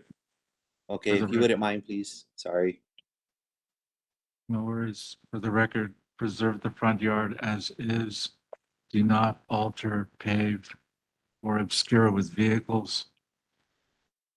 And investigate and select parking alternatives along Kueli and Malaco streets. Okay, motion made by Commissioner O'Connor. Do I hear a second? Second by Commissioner Pearson. Any comments? Deliberations? Nothing? If not, calling for a vote. All in favor? Say aye. Aye. Aye. Okay, so I'll move. Phew. Okay. Mahalo, everyone. Next regular meeting date. January 2nd, 2025. So I do feel it's important to ask the commission if we're holding that date or if you guys wanted to push it back. But regardless, you guys need to have a meeting in January. I just bring that up because the 2nd is the day after New Year's. So I don't know what plans you guys have, but you guys should deliberate on that. I would be open to moving it to the following Thursday if that's an available date, the 9th. That would be my preference. I'm okay, either day. Okay. So the 9th, January 9th. Okay. We all in agreement? Good? Okay. Yep. January 9th.